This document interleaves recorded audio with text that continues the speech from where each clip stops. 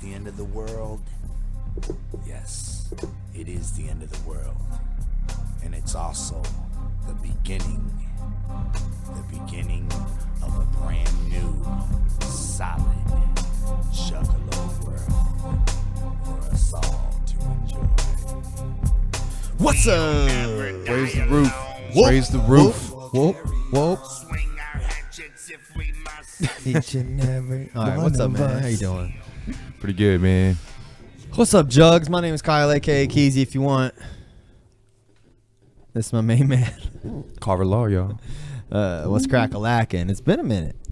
It has. It's always been a minute when we do, know. we do a show, man. We haven't jugged it up in a while. I've been working my booty off, man.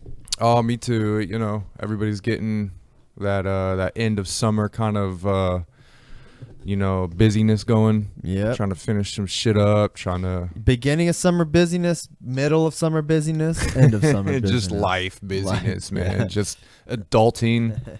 You're always going to be busy and not able to do the things you want to do when you're an adult. Always. Well, that said, how you been?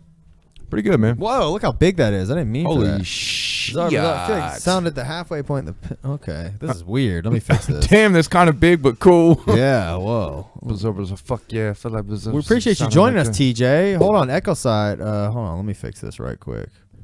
Is that Echo Side Fiend? I can't see Yeah. behind your head. Oh no, let's fix this. Whoa, there we go. How about that? What's up, Echo Side This is our Fiend? first time broadcasting live on YouTube, so we wanted to give it a shot today. Echo Side Fiend and TJ are joining us. He said, "What's up?" We had a wedding reception. Oh, that's cool. Oh, wow. Well, thanks for hitting us up, Echo Side Fiend. That's cool. Yeah. He's a fellow juggalo YouTuber. Yeah, actually, before we started this whole thing that we do, I actually watched your stuff. I haven't watched a lot of YouTube lately, but I watched a lot of your stuff for probably about 2000. I'd say early 2018 maybe is when I was watching Echo Side Fiend. That's cool, man. Yeah, we keeps it Yeah. love. You know, we want to be cool with all the juggalo YouTubers. We want to, keep it fam. Yeah, man. Fam. We don't want no fam fiction up in this motherfucker. No, you know what I'm saying? The opposite of fam fiction. Um, Speaking of fam fiction, so Shaggy's the fourth member of Twisted. Is that the newest fam fiction I heard? That's what I heard. That was the rumblings in the underground world for a little bit. That's the rumor that we started. Heard about Shaggy. The rumor and innuendo was that Shaggy was the new fourth member of Twisted. Yeah. Fourth member? What the fuck? Well, they have a drummer. He's the third member. Oh, yeah. Actually, yeah. I that used to be my drummer. What? Yeah. What do you mean? He used to drum for my band, and then he went and joined Twisted. Really? Yeah, and then once Shaggy figured that out, Shaggy was like, fuck Jay, and went and joined Twisted too. Yeah. Yeah, so. That's how it works, man. Rumor and innuendo, man. So Shaggy's joining Twisted. You heard it here first. I don't know what else to say. I mean, You know, we saw the writing was on the wall. ICP's done. Yes. You heard it here first, Yeah. folks. No point for the podcast anymore. This will be our last one. ICP's done. Shaggy's part of Twisted. So we're this is our goodbye. Yeah. But We're saying all this because Shaggy was featured in this weird I called it a cypher. I didn't know what else to call it. It's some kind of like compilation song. yeah, I think were they calling it a cypher as well? Maybe. It's by the Underground Hustlin' people. Underground, what is it? Underground Hustlers, yeah. Underground King, something like that. And my homeboy McNasty fucks with them. I don't know much about him though, but another friend of ours was saying that like it's some weird like pyramid scheme where they get like if you're a juggalo rapper, you can just pay them a indeterminate amount of money and be on this song and possibly be featured with Shaggy. You can say you've done a song with Shaggy. Yeah, that's what I've heard. Again, I get all my news from CPN, right? That's right, all the most reliable news source of all time. CPN is church. He is, gospel. Church people ninja. Yeah, I guess you could say. No, I didn't know shit about it. I watched the show and he went, I think it was last week's show or something. And he went pretty in deep about it. And I guess he's on the end with that. Like he actually He was apparently he was in the studio when Shaggy recorded that. What? Really? Wait, hold on. So ICP, this confirms that it's canon that CPN is in the same reality as ICP. Yeah, okay, so check this out. CPN is friends with this rapper who his name is why the fuck am I not thinking of names every time I'm on the fucking spot? Maximum Overload. Okay. Maximum Overload is a rapper.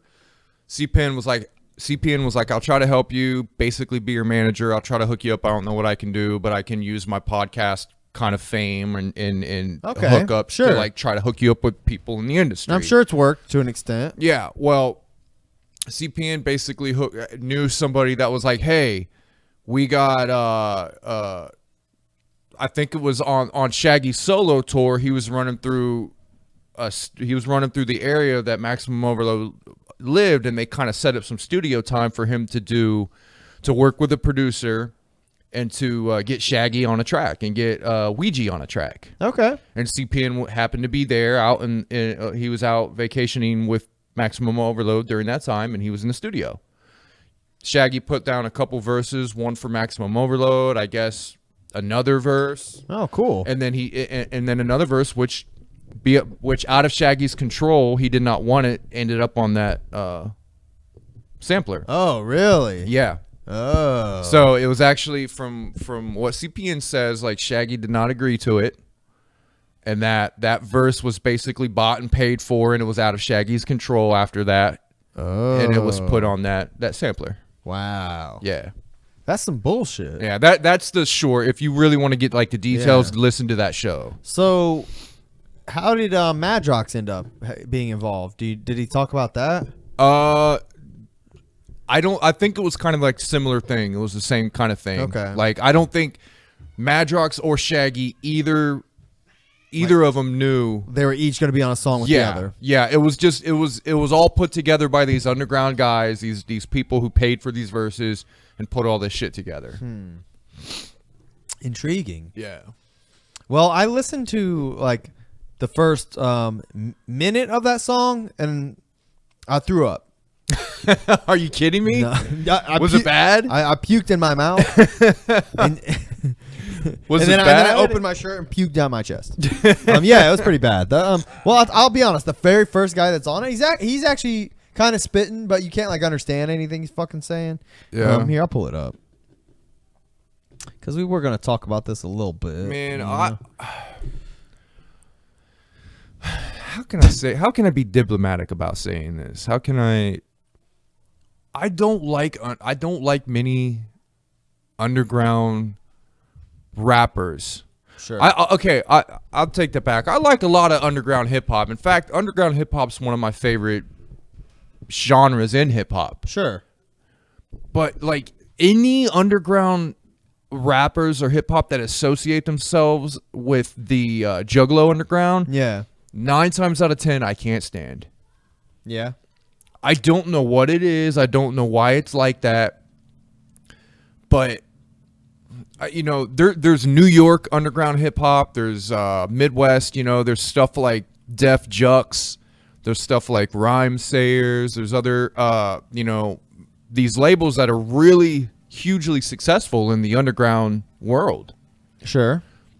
I love that stuff. But like for some reason the Juggalo underground is just garbage. It's garbage. It's egotistical. It's just like, listen to this guy. Some guy 505. He's spitting.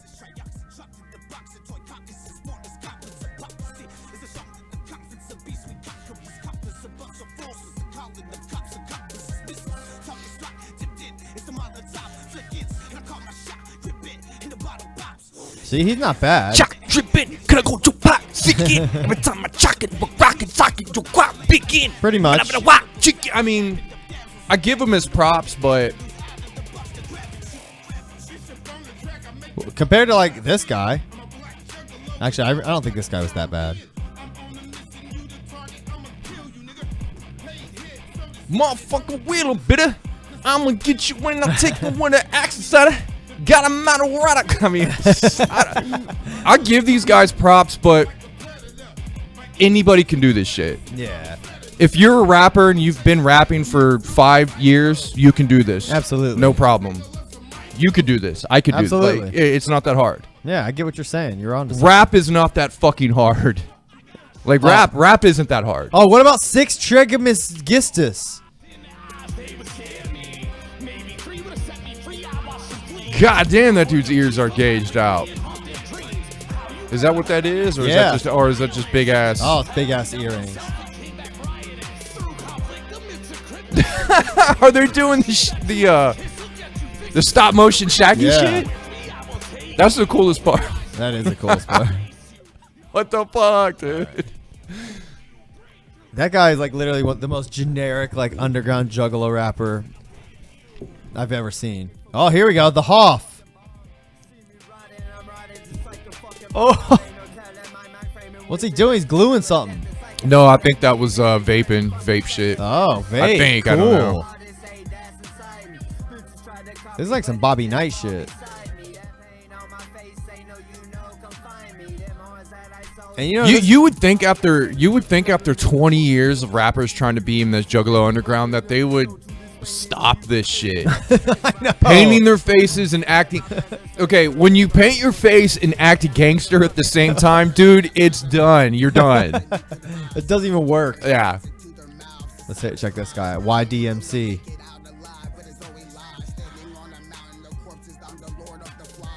Okay. Very basic,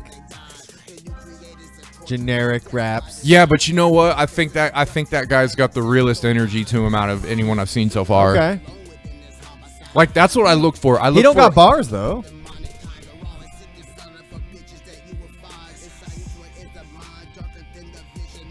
He sounds like he's been rapping for like a year. Yeah, and he You might only been rapping that long.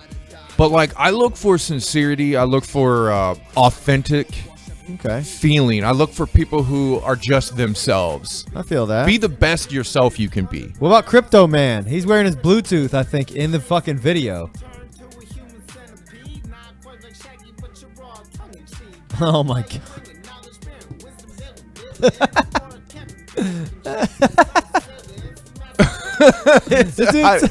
Yeah, I don't know, man. This dude's sitting in like a field.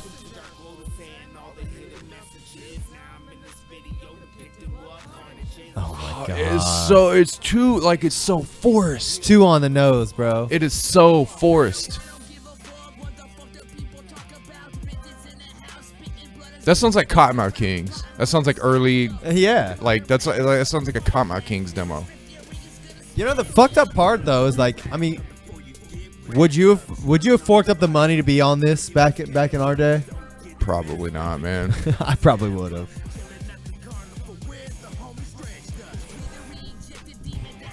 You know me. I was always on trying to do our own path. I was always trying to create our own path. We did enter that ICP contest, but that was like that was the only thing I think that I would have ever done. Yeah. I've heard of him.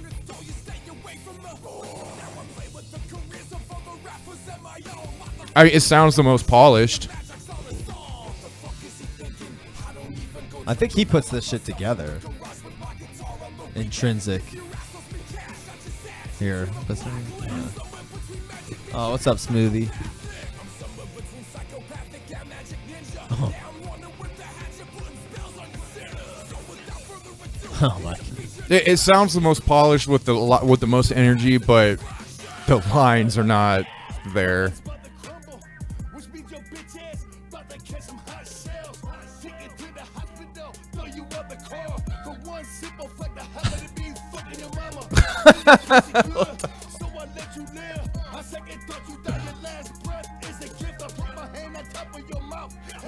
They couldn't even get Shag. I mean, they had to claymation Shaggy. Yeah. Because he's not part of. He's legit not part of this shit.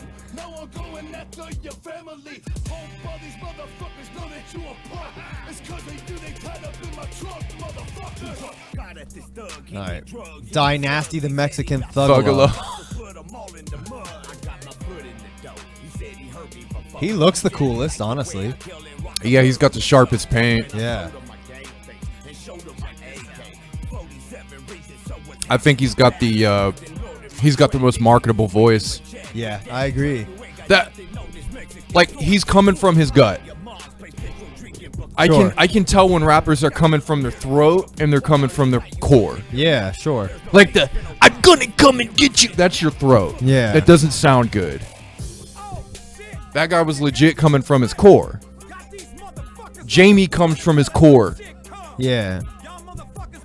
That's why he sounds so good. That's why he has so much range. If you take like singing lessons or like vocal lessons, that's the first thing they teach you. Is how to control your wind and how to utilize like your core and how to push it up from there. Okay. And you know, when you come from there, you get more frequency in your vocal cords, because imagine it just coming from here to here, and then coming from here to here. Yeah. You get way more range in your voice. That makes sense. So most of these rappers don't know how to do that. No. It's just coming from here, and you can tell that it's here instead of coming from here, and you know what I mean. Like Yeah. it's you gotta fucking figure out that range, and you can use both. You can use different parts of your vocal cords to do shit, but most of them, it's one thing. It's one range. Listen closely, all you fucking juggalo rappers. I mean, I'm not claiming to be like a fucking great rapper or nothing, but you know what I mean. I know how. You know what's what. I know how people who are good vocalists. I know what you're supposed to do. Yeah. You know, I'm not saying I'm good, but, But you've done it enough times where you can, say with confidence that that's obviously something you should be doing. Not Yeah. to mention, I think you don't even have to be like a practitioner to have that opinion. I mean, it's pretty, it's pretty much fact. Yeah, a lot of these rappers I hear, they're not creating their own. They're not being the best sound that their vocal cords can create.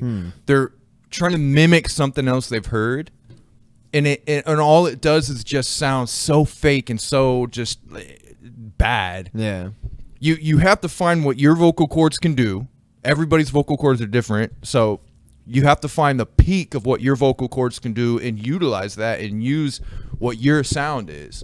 And then once you are good at that, you create your own sound, and that's what your human brain resonates with. It resonates with something authentic and real coming from the human body, not this fake, just fucking Forced, forced bullshit. I feel that. All the greatest singers and rappers and vocal artists, that's what they do. Well, it's easy for you to say, man. You have like a silky smooth, like sexy voice. Like No. some of these juggalo rappers are. They have voices like this, unfortunately. Well- So they gotta figure out how to make it rap. Well, I mean, everybody can find what they're good at. You know what I mean? Sure, that's a good point. Everybody can. Yeah, not everybody has the same voices, but everybody can be a good vocalist. Yeah. If you know what you're doing. It's practice makes perfect, just like with anything, man. You don't know until you try, and you got to try a lot to really like hone that shit in. It's like you got to fucking mash it down like a samurai sword, man. Yeah. know? I mean, and granted, like I hate to shit on a lot of these guys. A lot of them are probably new, Sure. and they're heavily influenced by the Juggalo underground. Yeah. For up and coming rappers, my advice is don't just be influenced by what you grew up loving. Like, say if you grew up loving gangster rap and shit you've heard, don't be influenced by like the Juggalo world. Yeah. Like expand what you listen to. Think about what you like, and like, make that come out in your fucking songs. Yeah. You know what I mean? Like, just don't make everything you like be ICP and Yeah. Twisted and Juggalo shit. Yeah, figure out who you are and what really makes you and unique, and then grow that and become that and implement it and insert it into the Juggalo world. Yeah. Don't just go in there as like an empty shell and let the Juggalo world fill Right. you in, and you become just this fucking fake copy of something else.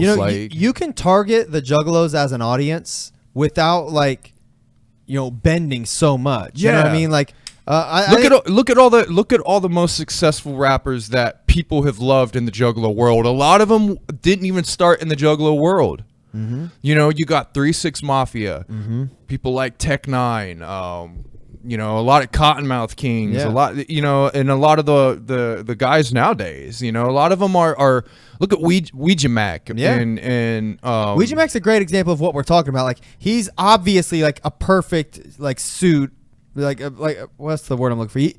He's a perfect rapper, like for juggalos. You know what I mean? Obviously, he's got it all. Like, and he does not bend to what the juggalo world these rappers usually do. You know, he's not painting his face. Yeah, granted, he's doing crazy, fucked up shit, but it's all stuff that you can tell is authentically him. Yeah, absolutely. Yeah, he's, you know, you don't want to like, you know, make your gimmick like rely on the juggalos. Like, oh, I like ICP, so I'll like them. You want to be like, oh, I like ICP, and you know, this guy's like kind of in the ballpark, and he's pretty tight because of this and this. You know what I mean? Like, just because you paint your face and rap with a raspy voice and rap about killing does not put you in the same fucking category as ICP. You know what I mean? Yeah, and I know some of those guys were not painting their faces and stuff, but you could still just tell they're metaphorically painting their faces. You can still just tell by the aura they're giving. It's like, it's not. They might as well. Like, and you can tell like some of these motherfuckers don't truly live their craft. Yeah. Like, they started rapping, they put some time and money into it, and they think that that's where they're at, and that's all they need to be. Yeah. Dude, die for your fucking craft. Like, live and die for this shit. Like, if you really want to be a fucking rapper, you live and die by it. And that's when only then is when people are really going to fucking see that you're worth a damn. Yeah. If you're not sacrificing everything in your fucking life for it, nobody's going to give a shit. Nobody's going to care about you. Like, die for your shit, man. Like, bleed for it. Fuck it. That's keeping it real. Yeah, I mean, that's where you're not going to succeed if you don't. I mean, that you could apply that to most things in life. Yeah. I mean, look at ICP, dude. They fucking made it there was no option to fail. They did not stop. Like, they were relentless. Yeah. And it's just, you're not going to go anywhere if you're not, you know. You're probably never going to make it to a level like Tech Nine or ICP. But if you're relentless and you live and breathe your craft, you're going to make it pretty damn far. What do you say to the like juggalo rappers? And we all know, everyone knows the person I'm about to describe, like as far like metaphorically, you know what I mean? Like, what do you say to those juggalo rappers that are doing everything you just mentioned? They're dying for it. They're literally like spending every waking moment writing or, you know, making their fucking album covers, scheduling shows, whatever they're doing. They're hustling, but they still are pretty fucking bad. What do you say to those people? You know what I mean? How like what's gonna flip it around for those kind of people? You know, I've met a few of those people over the course of our years. You know what I mean? Like, that were really trying so goddamn hard, and other than the fact that they just weren't that good, they should have been bigger. You know what I mean? With the hustling, there could be a lot of factors into that. It could be that they haven't expanded their taste. They haven't expanded what they allow criticism. Yeah. The criticism they allow to themselves. Until you have people telling you your shit sucks, you're not going to change it. Yeah, you know, that's a good point. You gotta You gotta, maybe those people are kind of stuck in their own little echo chamber of like friends, family, and like fellow juggalos that are just like constantly like giving them confirmation bias. Yeah, you have to literally put yourself out there and like you have to put yourself in uncomfortable, fucked up situations. Yeah, if you want to be an artist, if you want to be a musician, and you want to be in the public eye, you're going to have to force yourselves into situations that you probably don't want to be in. You're going to have to force yourselves upon ears that don't want to listen to you. Yeah. Because, you know, you have to spend so much time doing that too. Constantly doing that. And not, there's not many people that can do that. Yeah. So I would say to those people, they probably haven't done that yet. You know, they're probably, like you said, they're probably writing and constantly trying and putting their shit into it, but have they really gone to those fucked up links that you have to go. Yeah. You know, I probably not. They probably haven't. That's a good point. No, that's a great answer, and I agree with it 100%. I think that, you know, they're like I said, I can't think of anybody off the top of my head, you know, of course, but you know, we've all met those kind of characters, especially in the Juggalo world. It's kind of uncanny the amount of people who think they can do it, you know. Yeah. You know, but granted, like we fell into that same category, but the one thing that I think kind of separates us from them was, you know, I never think our music was really like Juggalo music necessarily. Yeah. You know what I mean? Ours obviously. We just wanted to be rappers. We just Yeah. wanted to rap and you know. And you know, starting out, it was heavily influenced, but Yeah. I think we kind of quickly found our own little groove and started carving it. You know. Yeah, we started carving our own little path, and you know, we got decently far. We got pretty far. We got to the point where we were doing shows. We were having a lot of people come out and see us. And we started to put ourselves in these uncomfortable situations for the craft. Yeah. We started doing that. Yeah, you you're know, right. but what happened? We couldn't do it. We didn't live and die and breathe. We for couldn't it. hack it. Once we got so far, we were like, "Fuck, we can't. We can't do this." Yeah, you know, You life, know? life gets in the way. Shit. Yeah, and I'm not, and I don't regret that. You know, I don't regret that. I know how far. And nowadays, I couldn't imagine myself being a hip hop artist. Like, I don't even love hip hop that much. Yeah. Like, don't get me wrong, I like hip hop, but who's to say that if you weren't like, and if you were more ingrained in it by force, because it's the way you're making a living, you know, you might have been kind of more, you might have grown a little more around that. Yeah. Rather than kind of probably. forked the way you did toward fucking banjo music. Yeah. But like, I was going pretty fucking hard when I was doing it. Yeah. Like, I was going hard. I was putting a lot of into it, and I know you were. it took a lot out of me. Yeah. I couldn't imagine doing that for a fucking whole career, dude. Yeah. I couldn't imagine doing that. It would kill you. It would kill you. You would die young. Yeah. That's why a lot of these motherfuckers do die young. Yeah, I think a lot of those people, you know, the 28 clubbers or whatever it is too. Was it 27 or was it 26 clubbers? Oh, I don't know. What do you call them? I don't know. 27. Oh, yeah. 27 club? Yeah, the people die. People like that, I think, are just the extreme version of what you're talking about. Yeah. I think their problem is not that they, you know, obviously they have mental issues and stuff too, but those issues are what always drove them to always do better, is because they never thought it was good enough, you know? Yeah. And a lot of those people, I think, you're right, they kind of kill themselves by just constantly worrying about, okay, what do I do next? You know? Yeah. How can I top what I did last time? I have to, you know? And another thing That'd be is, stressful. I just think rapping is too fucking people. It's too easy. It's too easy. It's too easy to put out some mediocre bullshit. Yeah. It's too fucking easy, and everybody thinks they can do it. Everybody can drop a fucking hot 16 on a fucking beat. Mm-hmm.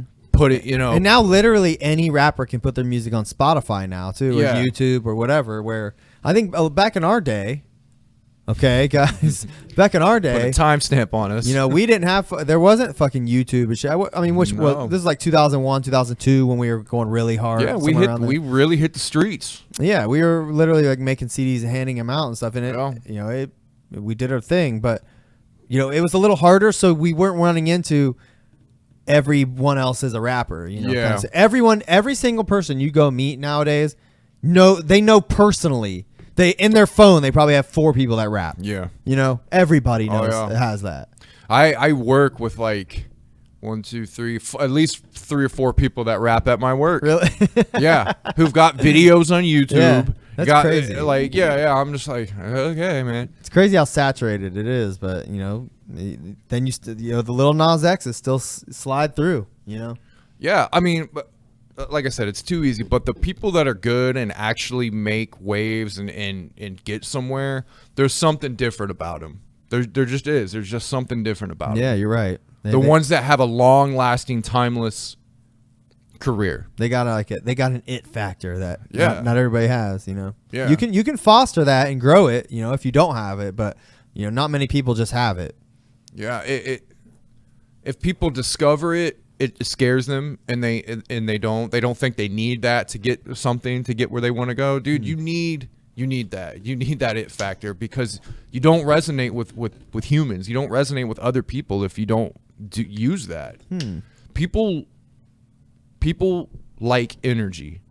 People like to consume frequencies and positive waves and vibes. You know what I mean? Yeah. Whether it be like, you could be rapping about killing people and shit like that and dark shit, but if you have this certain energy to you, infectious energy, that's what you need.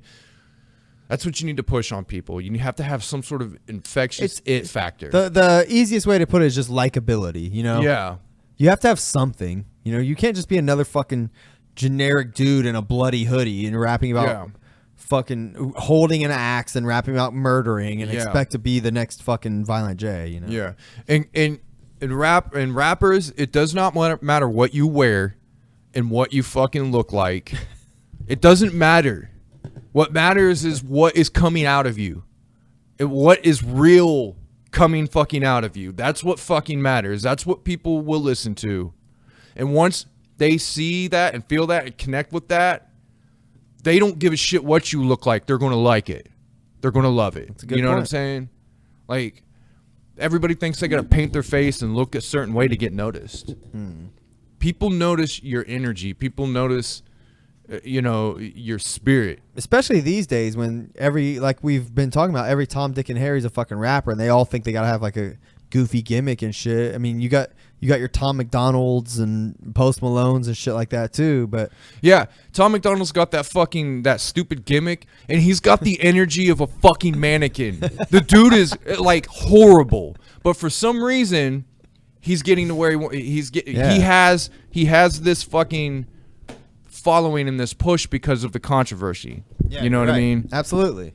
I know. Yeah, you're right. I don't know why the fuck people bother with Tom McDonald. People like Tom McDonald got pushed because they had some sort of connect. If you don't have that, you're not going to. You have to do it the way we're talking about. You have to work there and do it the way the underground people are talking about.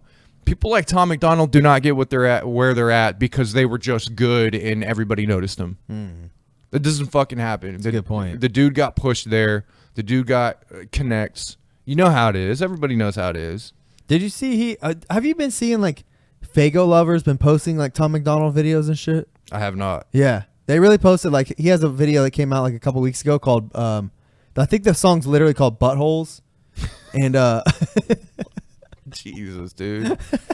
but it's like, the funny thing about the song is that like it's a song he's like being all happy and friendly the whole song. Like, it's just about how people are buttholes and stuff, and like it's him trying to like cater to like almost like a younger audience, like kids almost. Oh, good. It's great. It's kind of weird, honestly. Like, yeah. in a dude, certain sense. he is weird. Like, he's a fucking creeper. I'm sorry. Tom McDonald's a fucking creeper. Like, he's trying to do his like cute thing where he has his fucking little eyelashes and Yeah. Like his little cute, his good side. Yeah. Let me get my good side constantly on a fucking close up on my good side. My Like, good side with get my the wrist- fucking camera out of your face, bro. I'm not even gonna give him a hit. I'm not gonna show you. No. But I don't even want to watch it. Like, I was annoyed to see fucking Fago lovers posting it as if like this is now like music for juggalos. If juggalos start fucking co-opting Tom McDonald, I may have to jump ship. I'm not co-signing for Tom McDonald. I'm sorry.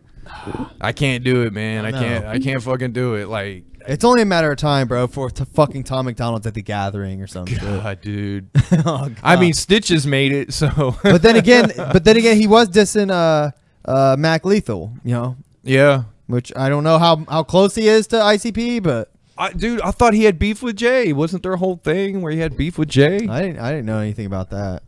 Yeah. Talking about Tom McDonald? Or, Yeah. Oh, okay. Yeah, I remember you talking about that, but Yeah, I they thought you were got talking like about some Mac sort of Lethal. Twitter beef or some bullshit. Oh yeah, but like, him want to fuck his wife or yeah, his I don't girl. know. Hopefully we don't see him at the gathering. If Juggalos like him, that's cool for you. Like, I'm not hating on you. Like, if you like what you like, I get it, but I can't co-sign for it. Like that. Tom McDonald is, to me, is fucking boring. His shit has no fucking weight to it, no impact. Like, he's a fucking mannequin. He has no goddamn fucking charisma. Like, if you like it, cool. I'm not gonna hate. Like, you can like what you like, man. Like, I'm not gonna hate. But Tom McDonald, to me, I might as well be watching a fucking tree with tattoo. Like, it's just horrible. Preach, Horrible. Preach, bro. I hate Tom McDonald. fucking cannot stand Tom McDonald, man. Hate that Why fucking do dude. people still make dumb people famous? I don't understand. I don't know, man. He's Like- like What does he have? What is he contributing to hip hop? you can take that if you need to, bro. No, I don't need to. Okay. Just making sure. Yeah, I don't know, man. He's obviously filling a void that exists for some people, obviously. I don't know who. I personally don't know who. I'm guessing like People don't even know what the fuck they're voided. They don't even know. It just people. I don't know. I'm guessing his fans are like today's version of like 20-year-old like who they would have been fans of like Kid Rock. yeah, You know, but yeah, now they're that makes fans of sense. Tom McDonald instead. You know what I mean? I mean, I get the whole argument like, well, it was probably like you liked ICP back in the day, and ICP was controversial, and I was like, man, ICP. It's not about being controversial. though. ICP always had a fucking message. Yeah. They always had a message underneath what they're doing. What the fuck does Tom McDonald have? Where is the message? Where is the timeless, long-lasting thing that, you know what I mean, people like ICP have, or people like Tech Nine have, or people like, you know, even some mainstream artists have. Eminem. I mean, where is this timeless essence that these rap artists have? Where is that in Tom McDonald? Explain to me. If anybody who likes him, tell me what makes him this great timeless rapper. Yeah, I personally I don't think he's done anything that anyone could call timeless yet. You know, it's yet to say. You know, And you have Eminem won a fucking Oscar, and I'm sure most people didn't predict that either. You know Yeah. what I mean? But the point is not comparing Tom McDonald to Eminem by any means, but the only argument you could possibly make that, you know, for a fan of Tom McDonald is that like he's a halfway decent rapper. You know, as far as like skills. He's not like bad like some of these fucking juggalos we just watched. You know, Dude, if you can't a couple of those dudes are definitely better than Tom McDonald. Don't get me wrong, but you know the sad reality is he is actually a better like he's better on a beat than like a lot of rappers are today. You know, and that's Yeah, I mean, I guess that's Being all honest. it takes. All it takes is like mediocre talent on Yeah. a beat. That's all. I guess that's all it takes. it really is. I mean, you're talking about the day and age when fucking like Lil Yachty and Gucci Gang dude or whoever the fuck sings that is famous. You know what I mean? Like the Bad Baby is fucking regarded as good rap music. You know what I Yeah. mean? This is the day and age. This is why I stopped caring about hip hop. It's probably been about. I stopped caring about hip hop probably about 10 years ago. What's happened is there's still good hip hop. People Oh, yeah, people are still absolutely. making good hip hop. Oh, yeah, it's absolutely. just that the hip hop that is now in like the public eye these days, like what we would call mainstream hip hop, like that kind of viewfinder has like if there's a range of hip hop, like great hip hop, you know, amazing lyrics, blah blah blah. Like the viewfinder can only, as far as the mainstream goes, can only be on one small genre at a time. Maybe it's all always there, but right now it's on garbage mumble rap. You know what I Yeah. mean? And it has Yeah, been for the that's- past 5 years or so. I mean, I mean, that's a good analogy. It's probably exactly what it is. It's Like just it'll shift around, you know, as and there's such a large percentage of people that only look through that fucking like hip hop. I actually wrote this as a line before. If you look at the sky, like the sky is this expansive, huge thing, but you're only looking at it through a straw. yeah. You only see that 1% of what you see through that tiny little hole in the straw. That's how most people view music. Right, and that's the hip hop that's unfortunately getting Yeah. the you know the plays on YouTube Because it's apparently it's the brightest star in the sky, and that's what Yeah. people are looking at it. But it's only bright because it's that's where the money's being thrown at. yeah, that's where the money's being thrown at. It's a gigantic, destructive fucking fire that's literally not going to last. It's going to burn itself out. And the unfortunate thing about this, again, you know, this day and age is that because it's the music industry is so saturated. I read a statistic just the other day that said like 24,000 songs get uploaded to the internet every day.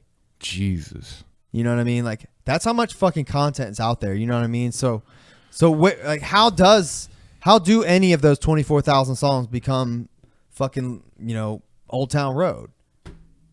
You know what I mean? Yeah, man. So I'm guessing people just throw shit at the wall, see what sticks. You know, this day and age, shit becomes literally famous off of TikTok memes and shit, which is how Old Town Road honestly got popular from TikTok memes. If you make a funny line, a goofy thing, like it'll become a meme and your song will literally get hits and plays. You know what I mean? You got to the argument starts to pop up, is it even music anymore? No, seriously. Is meme music music? That's the question. Is the rap that people listen to now, the popular rap that you're talking about right now, is that even music at this point? Can you even consider it art? It's definitely art. It's just an abstract form of art for sure. Abstract? I don't see nothing abstract about it. There's no like. It's abstract in the way that like somebody throws like a pile of garbage into a bucket. And says, like that's art. Exactly. You know what I mean? Exactly. That's what I mean. Yeah. You know, so art is in the subjective sense. Yes, it's art, but I'm with you as far as like, is it music? I think would probably be a better question because a lot of it really isn't. I mean, anyone can make some of the songs that are popular these days, you know? Yeah. Gucci Gang, Gucci Gang, Gucci Gang, Gucci Gang. You know, I know that song's a few years old and I keep bringing it up, but that's just the easiest one that pops up in my head. Like my kids get hooked on these like meme songs and shit. And I'll go around the house fucking singing them and shit just because they said something, you know? Hit or miss. I guess I never miss, huh? You know, that stupid shit. Like I get that shit stuck in my head, you know, thanks to my kids. Yeah. So that's just that's how shit becomes popular. And then if you want to go deeper, I years ago, probably back in like 2008, I researched I researched music and how it's constructed and how it I'm getting back on the frequency vibrational tip shit. So if you tune out if you don't want to listen, but our brains respond to frequencies, right? That's a scientific fact. Yeah. Like, you can't argue that. I'm sorry. Your brain responds to frequencies. When you hear certain combinations of frequencies at certain pitches, your brain responds to that.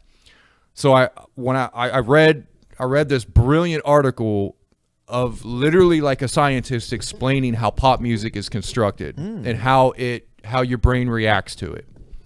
It's been going on for years. So it's just a formula, is what you're saying. Yeah, it's a formula. It's been going on for years, but it does slightly alter through the decades. And it gets more what's the word? It gets more potent. Okay. I see.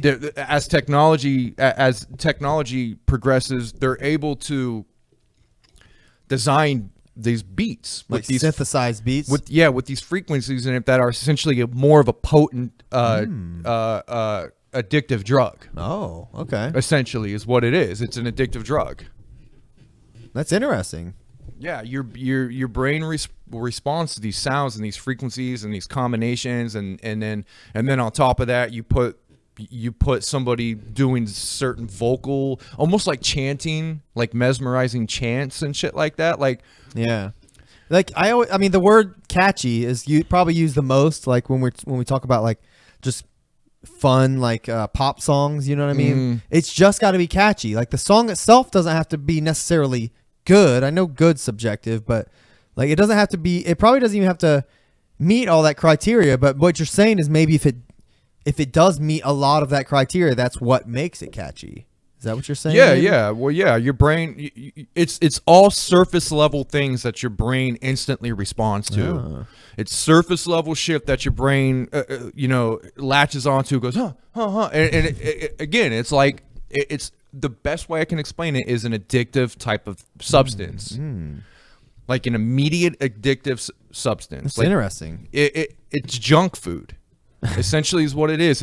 We all eat junk food. You know, that explains why like some of these fucking assholes can like write pop songs, and like they've written pop songs for every popular famous like female pop artist that's out there. You know what I mean? Like some dude, I don't know his name, why would I, has written songs like Katy Perry and Britney Spears and Rihanna and all kinds of shit, and they've all been like #1 hits. Yeah, like he's got it. You know, he's got the ear for that shit, obviously. Yeah, and not only that, I mean, obviously the formula's tried and true, and it's been going on since the fucking 60s, the 50s, probably. You know, but also that, just like you said earlier, it's the money, man. Like, it's the fucking money. Like, where are we going to push this drug right now? Who are we going to push this drug onto? What fan base, what what dynamic or population, what type of people are we going to push this on? Right.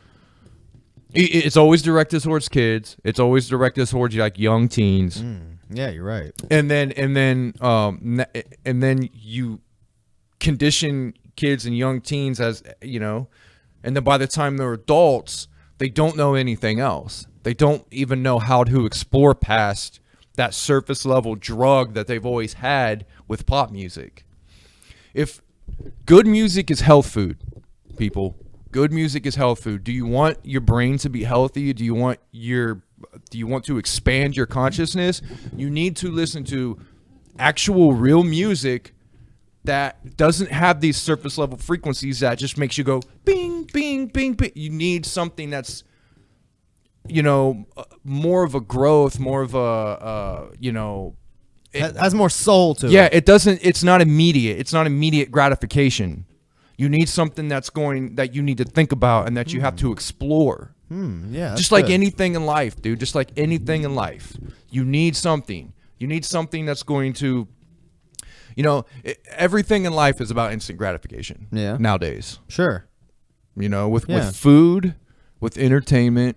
It's constant dopamine hits every time this goes ding, Yeah. ding, ding. Yeah, and that's all this rap music shit is. It's the Yeah. same shit. So No, it's good. That's all good points, man. I'm sorry. This is a fucking rant from hell. It's all right, I'm man. Sorry, I man. like it. I like it. I'm sorry. I didn't mean to go this fucking deep with this shit, dude. I mean, but this is to bring it around. Like, this is a testament as to why we do this show. And while many people might think it's silly to deep dive in such a manner on ICP in particular, this is more or less like us deconstructing like those exact feelings that you were describing, that we've been applying that to ICP's music for the last 20 years. You know what I mean? So, those are, ICP is not giving us those constant bullshit little dopamine hits. They're giving us a little bit more to think about on a lot of their songs. Yeah, I agree. And that's while a lot of it is surface level, kind of goofy shit too, but ICP has delivered even on some of those songs, some of the most like impactful shit in our lives. Yeah, I think that they're just really good at creating positive feelings. Like some of this pop music I listen to creates horrible, like depressing feelings in me. Sure. Like I don't know what it is. It can sound poppy and upbeat, but it gives me this like wretched feeling in my stomach. Like this is not good for you. Like this is not a long lasting good thing. This is bad for you. Yeah, sure. As where I don't get that from ICP. Like They might have surface level shit, but it's more of an uplifting, positive thing. Yeah, like I feel like with ICP, a lot of their lyrics, like, again, while they're surface level, like real thought went into them to tell the story of the entire verse from beginning, middle to end. And it translates. Like, yeah, and most pop songs are written in such a way that the lyrics are for the most part pretty meaningless. They're just repetitive and they sound good when coming out of that person's mouth. You know what I mean? It doesn't even necessarily matter much about what they're saying. Now, don't get me wrong. There are pop artists out there making meaningful songs and shit too. And for those, that's obviously not what I'm talking about. But I'm merely more talking about the people who are just pumping out earworm songs. Earworm, just Yeah. must listen. Yeah. Yeah. So I can't fix it. I don't know why the comments like come up from the bottom. I didn't know, man. If there's anybody still in the chat or listening, like, I'm sorry, guys. Somebody's listening and chatting with us. This was a rant from hell, man. I'm sorry. No, man, it's cool. I'm glad you did it. I'm glad you had your rant. It was great. But we can move on. A lot of people just Whoop, Dylan. Oh, Dylan's checking us out. Oh, What's Dylan up, bro? Justice, what's up, man? One last note on that is people go, man, you get into all these theories and deep shit about this music and da da da da da. Why do you listen to fucking ICP? And I'm like, you just can't explain it to people. I'm like, yeah, dude, ICP is not what you think it is. To explain it to a surface level person, like you just can't. they just can't see it. Like, no matter what you say, it's gonna sound dumb and corny Yeah. to them. So you might as well just be like, bro. I'm sorry, you just aren't gonna. Get You know what I've been saying lately to people?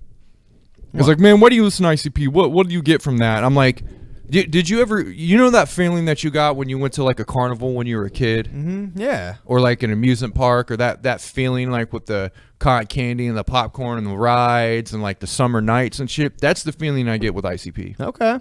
Yeah, I get that. I get that nostalgic feeling like when you were a kid going to like a fair or a carnival. Oh yeah, I'll dig it. I dig it, bro. And I'm like, that to me is something to hold on to. Yeah, I think for some people, like, I think that with this music, honestly, we've all come to realize it's just not for everybody. And I don't think that even if somebody were to like say, I'm gonna buckle down and listen to more ICP and try to really understand it, I don't think a lot of people even still would. I think you kind of do have to either have a certain personality type, like we've said for a lot of the music we've talked about today. Like you actually have to have a little bit of a certain personality type to appreciate a lot of it. Mm-hmm. I think you could appreciate some of the hits or singles on a surface level, but for anyone to like it as much as we do, or even the people, whoever's listening, most likely, you got to be a certain breed. Yeah, that is true. I don't know. I've found that out, but I figured that's just the easiest way I can explain it to people nowadays. Yeah, It's just this nostalgic, good feeling that I want to hold on to. Like, do you think if you were to like play like or give a bunch of ICP albums to like your mom, like she could become like a ICP fan? She listened to it a lot growing up, man. She still talks about it. She's like, you still listen to that ICP? And I'm like, yeah. She just laughs and shit. Like, I think she got it even when I was a kid. Yeah. She just, it wasn't her shit, you know? I feel you. Yeah, same. So I just think it was just kind of that thing. She realized that it was just, that she realized that it made me happy and that it was a good thing and it wasn't like fucking up my head and shit. Yeah. Like, she was never that type of mom that was like, what are you listening to? She just didn't care. Well, she trusted me when I explained to her what it was. Yeah. She trusted me. Well, that's good. Yeah. Yeah, I think my dad kind of appreciated when I got into it because he always was like into like rock and heavy metal and shit. I never really cared much about it, any music at all, until ICP. So he kind of saw like me as like kind of falling into that like same line. You know what I mean? Like, yeah, I could see him being like, oh, this is just like the new rock type of stuff that I listen to for my kids. Yeah, he encouraged it. Obviously, Yeah, took yeah. us to shows and shit. But my mom, on the other hand, I remember her specifically saying like, "Better not be catching you wearing ICP T-shirts." And then I had like 1,000. Yeah.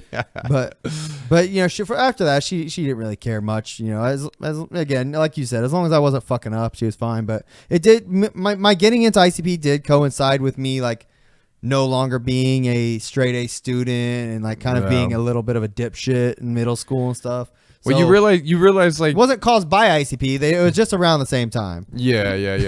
It kind of coincided with me as like when I started like realizing a lot of the stupid shit we're taught isn't worth it. Yeah. That's when I started discovering ICP and like smoking weed and it's not that I was fucking up. I just realized half the shit isn't worth it. Yeah. Like, I don't fucking care. Like, Like you found your people, Yeah. Some people that thought like you. That's what it's all about. Did you want to start getting into stuff? Yeah, man. Like, we're going to do Bizzar. We're going to probably run through it pretty quick. Just run through the tracks and like just get some nostalgic feels. Yeah, talk about like if you have any memories with it. Let's bring this up. Last time on the show we did Dark Lotus Tales from Lotus Pod. Yeah. Which we realized was Out of order. We know came out in 2001, and we were like, even before we did the Dark Lotus episode, we were like, you gotta do Bizzar next. Cool. Yeah. Then that week came along, we're like, let's do Dark Lotus. I don't know why we didn't. I don't know.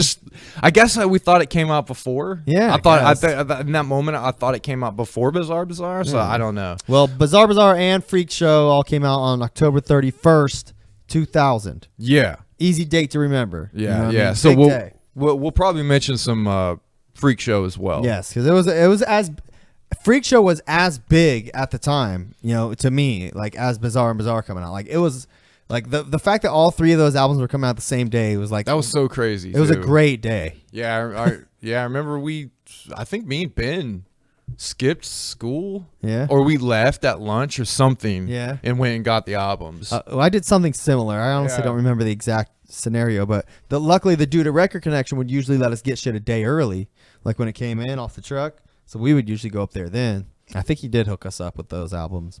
Yeah, it was a good time to be Juggalo. I remember we went left, and then we went back.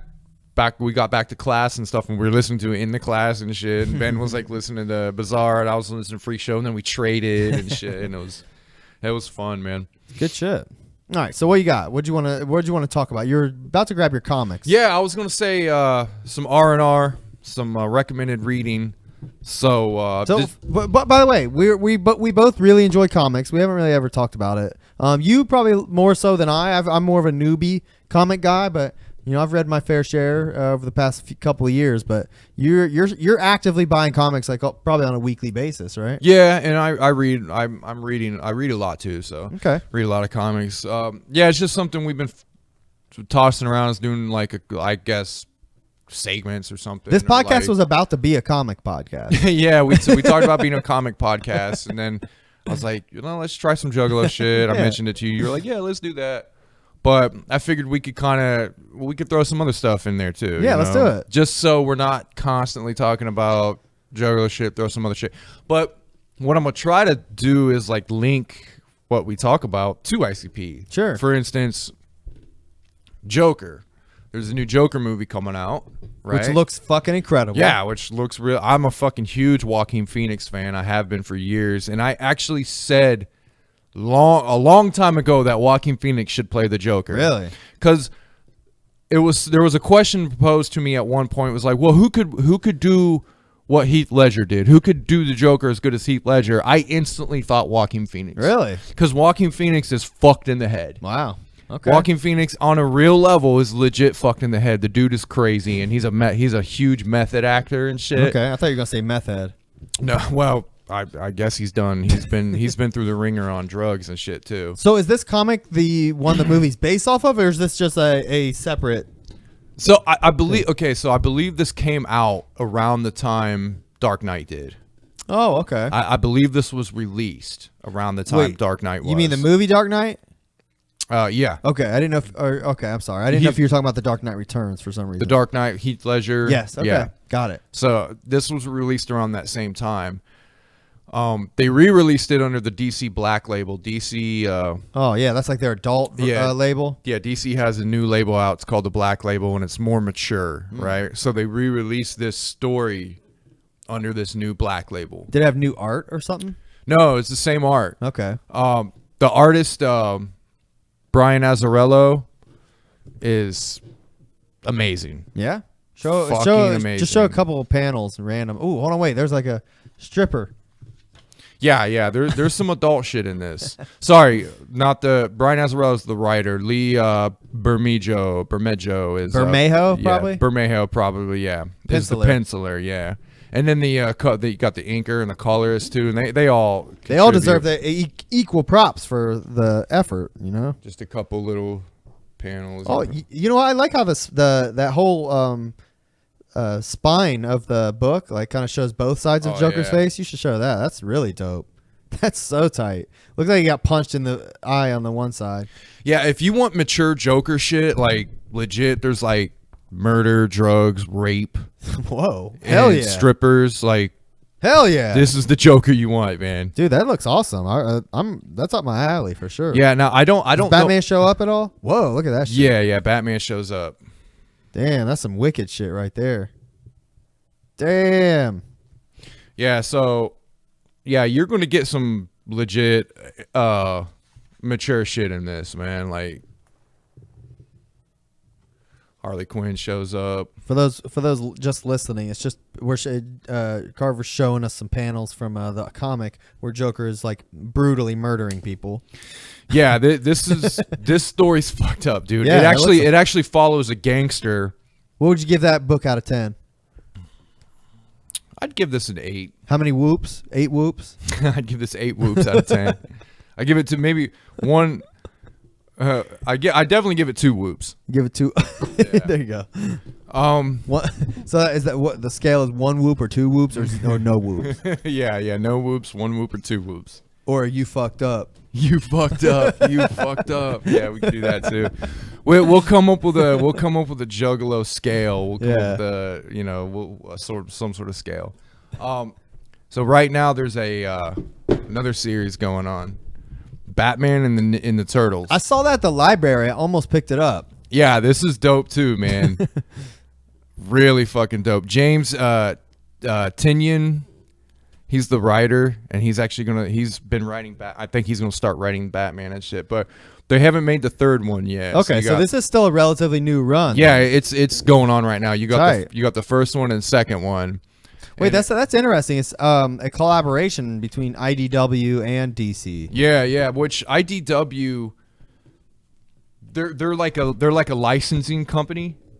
Yeah. So they're more of a licensing company than anything. Okay. So that's pretty much why they I gotcha. yeah. Understood. So they license properties and shit. But yeah, this is good shit, man. I mean, you can't ask anything better than there's a new movie that's based off of this, the Batman Turtles movie. Oh yeah, Yeah. I actually downloaded that allegedly, and I haven't watched it yet. Yeah, so that it's based loosely off this shit, Okay. and that movie's great, by the way. Oh, tight. I will definitely watch it. Yeah, so they're What up, Scott? He said all the whoops. yeah, they're in the middle of the third one right now. So there's 2 graphic novels out Okay. that you can get, and like I said, the reason why I would pick something like this is because Batman has been a huge part of the Juggalo culture. I wanna be Batman because everybody really ain't shit to me. My Yeah. superhero is that's on Freak Show, ain't Yeah, it? that's on Freak Show. Hell Yeah. yeah. Joker's obviously part of Batman and shit, and then the Turtles. You know what I mean? Ninja, Magic Ninja, Oh, Ninja yeah. Rap. I mean, like Hell yeah. all 3 of these things, Batman, the Turtles, Joker. It's all related. So That's dope. I figured, I'll try to find some shit. Each podcast maybe recommend some So reading. which one gets more whoops, the Batman Ninja Turtles or the Joker? Man, I don't know. The Batman Ninja Turtles is great. I mean, it's great, but Yeah? that Joker is fucked up. That's cool, man. But this is an ongoing thing, so this is going to keep going. This Yeah. is just one. It's a one-off. Yeah. Yeah, that's dope. So Okay, I definitely want to check both of those out. yeah. So that's the R&R for today. Say I haven't read anything lately. I don't have nothing to say about that. Yeah. I did get Grand Design 2, still haven't read it, but Oh yeah. Grand Design, Ed Piskor and the X-Men. Yeah, that shit's great. all right. So moving on. I don't have anything else. Any other comics to discuss? Ooh, that'll be great when we discuss the Pendulum. I think we're gonna. Yeah. do Oh next yeah. That's going to be a comic heavy episode. one. Yeah, that'll be fun. Yeah. So what else you got over there? You got a couple other visual aids. Well, the visual aids, since we're talking about Bizzar and that era of ICP and juggaloism, I don't know what you'd want to call it. Juggalotum, I like that. We got a few things here, man. We got the Bizzar albums. Bizzar and Bizaar. Oh, how much did you pay for the other Bizzar? Let's see, $5.99. Hell yeah. So both Bizzar albums, which by the way, it is bizarre that they named both albums. Can we just talk about this? They named both albums fucking Bizarre and Yeah. spelled it slightly different, which, I've always called it Bizzar. yep, always same. Always called Bizzar. Because you can't talk about one without talking about the other. It Yeah. was essentially a double album that Yeah. they only split up probably to make a few bucks, to be Yeah. quite honest. But nevertheless, like I never look at them as one or the other. I do have a favorite of the two. But they did do something really fun with the booklets and stuff where they came with all these neat little visual aids inside, like little games. And Yeah, so this one came with, this is the, this what is it? Eyeball Bazaar with Yeah, two yeah, Z's. yeah. This is the eyeball.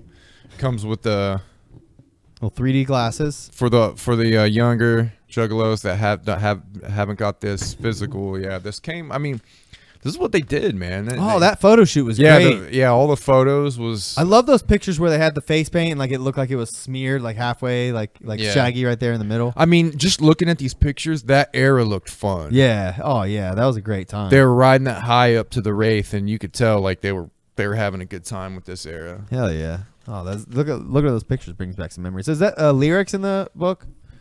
I don't remember if there's lyrics. I know there's like a game. This is like a whole.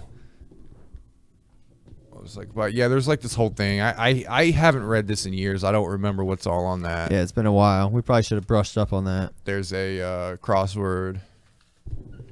Let's see. Please keep. Thanks, Dylan. Dylan's showing us some love. We appreciate it, bro. Yeah, thanks, man. Dylan always shows love. There's the maze. There's a cool maze inside. There's like a word search. There's the other one. Bizarre quiz.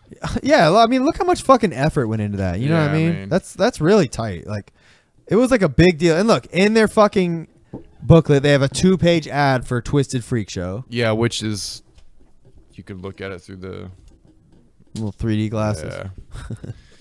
And then they had a lot of shit going on. All that. Look at all that. Oh, the swag. Beanie Boys. Oh yeah, I had those Beanie Boys. The comics, the figures, Play which With we Me. just saw. The Shaggy. That What? was the Shaggy figure that was in the. You know what? I still have those figures. Do you? Those dolls. Yeah, I actually have the dolls. They're out of their packages and stuff. But I used to have the Beanie Boys too. I think the only one I have left is Alex. I don't know what happened to the other ones. Yeah, that's cool. The other booklet, I believe, has a actual board game, a fully playable board game inside. Yeah, and it came with the die, right? Yeah, you could like make a little die out of the cardboard and Yeah, shit. the little cardboard. God damn, that's so tight. Let's see. Yeah, because I don't think I ever. Man, they went all out with that shit back then. Yeah, there it is. Yeah, there's the die. Oh yeah, I still have mine intact. I never did put it Yeah, I together. never did either. I mean, I have a couple copies of this, and I've bought this copy multiple times, and I've never unfolded it or anything. So, yeah, it comes with that. We should try. We should do that. Look, play the game on. Yeah, it? legit. Just like pull this out and like put it on like a piece of like wood or something. Yeah, that'd be cool. And like put the die and just have it sitting out. You know what I mean? Like a Yeah, little that'd game. be sweet. Or scan it and blow it up. It was the bigger. first Dark Carnival Games board game. Yeah, legit. I think the guy who worked on this works on the games. Really? Like, yeah, it's the same guy that does Cool. this that's worked on like their other games and shit. Yeah. That's sweet. I remember reading through this shit. It's so fucked up. There's all kinds of wacky shit on the board game. Yeah. That was the most memorable part for this booklet from what I remember. Look, somebody said, I know homie who sold, or Dylan said, I know homie who sold unboxed figures for $250 each at the 2016 gathering. Is that Oh, the dolls? shit. Is that the dolls or the Play With Me action figures? Because you still have those, don't you? The Yeah, Play With Me? I got the Play With Me action figure still intact. Yeah. I still got the dolls, but they're not in the box, unfortunately. I ended up taking them out of the box at one point. Oh, yeah, that might be the first ad for Dark Lotus. Yeah, I think that's where I was remembering it Yeah, from. hell yeah. What's it say? What's the small print say? Tales from the Lotus Pod, summer 2001. Okay, cool. Such a generic ad for such an amazing album. Shockumentary 2, man. I was so excited for that. Oh, damn. Yeah, what a disappointment. Yeah, the Shockumentary 2 down there. Any other things we got disappointed on? We never got Shaggy Show DVD, I don't think. No, I don't think we did. We got the Gathering of the Juggalos home video. I don't remember us ever getting that either. No. Damn. I do have Big Money Hustlers, DVD and VHS. Yeah. I have all those JCW. All the tapes. JCWs, but Shockumentary 2. Why didn't they ever do that, yeah, bro? Shockumentary 2, the Gathering of the Juggalos, All right, and look, the hold Shaggy on. Show. Look, that says coming 2001. Where's that footage? You know what I mean? They obviously would have been. This is 2000. Yeah. They were obviously working on it. You know what I mean? Where's Yeah. that shit? Yeah, exactly. Like, I don't know. Maybe something happened with like the bullshit that they ran into, and they weren't allowed to Damn. release the footage because there was like, I don't know, incriminating shit on it or something, and Maybe. they just couldn't do it because all the legal shit they ran into with like the riot and all that bullshit. Damn. That's some good shit, though. Those album cut. Just looking through the albums there bring back memories. Yeah. And then Freak Show came out that same day. So we were talking about this before the show a little bit. Freak Show is actually maybe one of Twisted's biggest albums, like as far as like important, you know, just based on the simple fact that it was their first like full like for real psychopathic release. Yeah. You know, Most Tasteless came out before this, yes, and they had the remade version, yes, but the original Most Tasteless, while I do believe it was on Psychopathic, if I'm not mistaken, a lot of those songs were made pre-Psychopathic. Yeah. You know, murder, shit like that, especially. So, Freak Show, I think, was the first album made fully like what in the Juggalo eye. You know what I mean? Absolutely, yeah. It really was. It was them finally well, not finally. I mean, it was early in their career with Psychopathic, but it was their album where they were in control of it. They didn't. Jay had no part of it. You know, there was no because Most Tasteless was ICP putting that together a lot for them. You know, the Juggalo released Most Tasteless, the Psychopathic released. Absolutely. I think this is the first, the best example of like what Twisted can do back then. You know, especially like, just I don't know what I'm trying to say. I guess I think this album inherently is like a better album than Most Tasteless. While Most Tasteless might have more like singles off of it that I personally like. Like this album, like you could tell it was written like as an album. It's all like a body of work. You know? That picture is fucking awesome, by the way. The angel picture that you were showing. Yeah, it's got all kinds of cool artwork and the liner notes and shit. What's the ads for? What do we got? Bizzar Bizaar. Most Tasteless, Big Money, Bizzar Bizaar, One Less G in the Hood, The Blaze, nice. Twisted Mockumentary. Which they did come out with that, right? Yeah, they did. I have that. Or was that Born Twisted? Yeah, that is Born Twisted. Yeah, you have that. Twisted Mockumentary coming, Born Twisted. Okay, yeah, it is the same thing. Yeah, which by the way, I fucking hated that.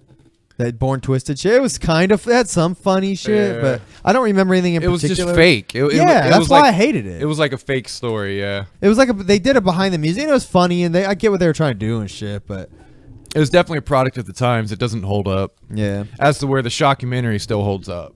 Yeah, absolutely. Like Shockumentary is still like fucking dope as shit. As far as being like required watching as a juggalo, like I think Shockumentary Freak Show doesn't hold, or the Born Twisted doesn't hold a candle. Yeah, you could skip Born Twisted. Yeah.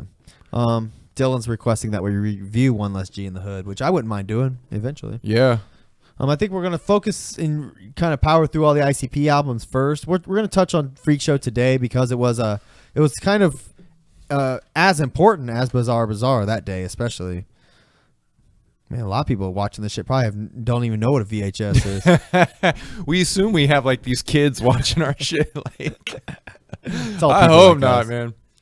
Let's see, Jamie breaking the violin is the only thing worth rewatching from it. Oh, yeah, I don't remember that.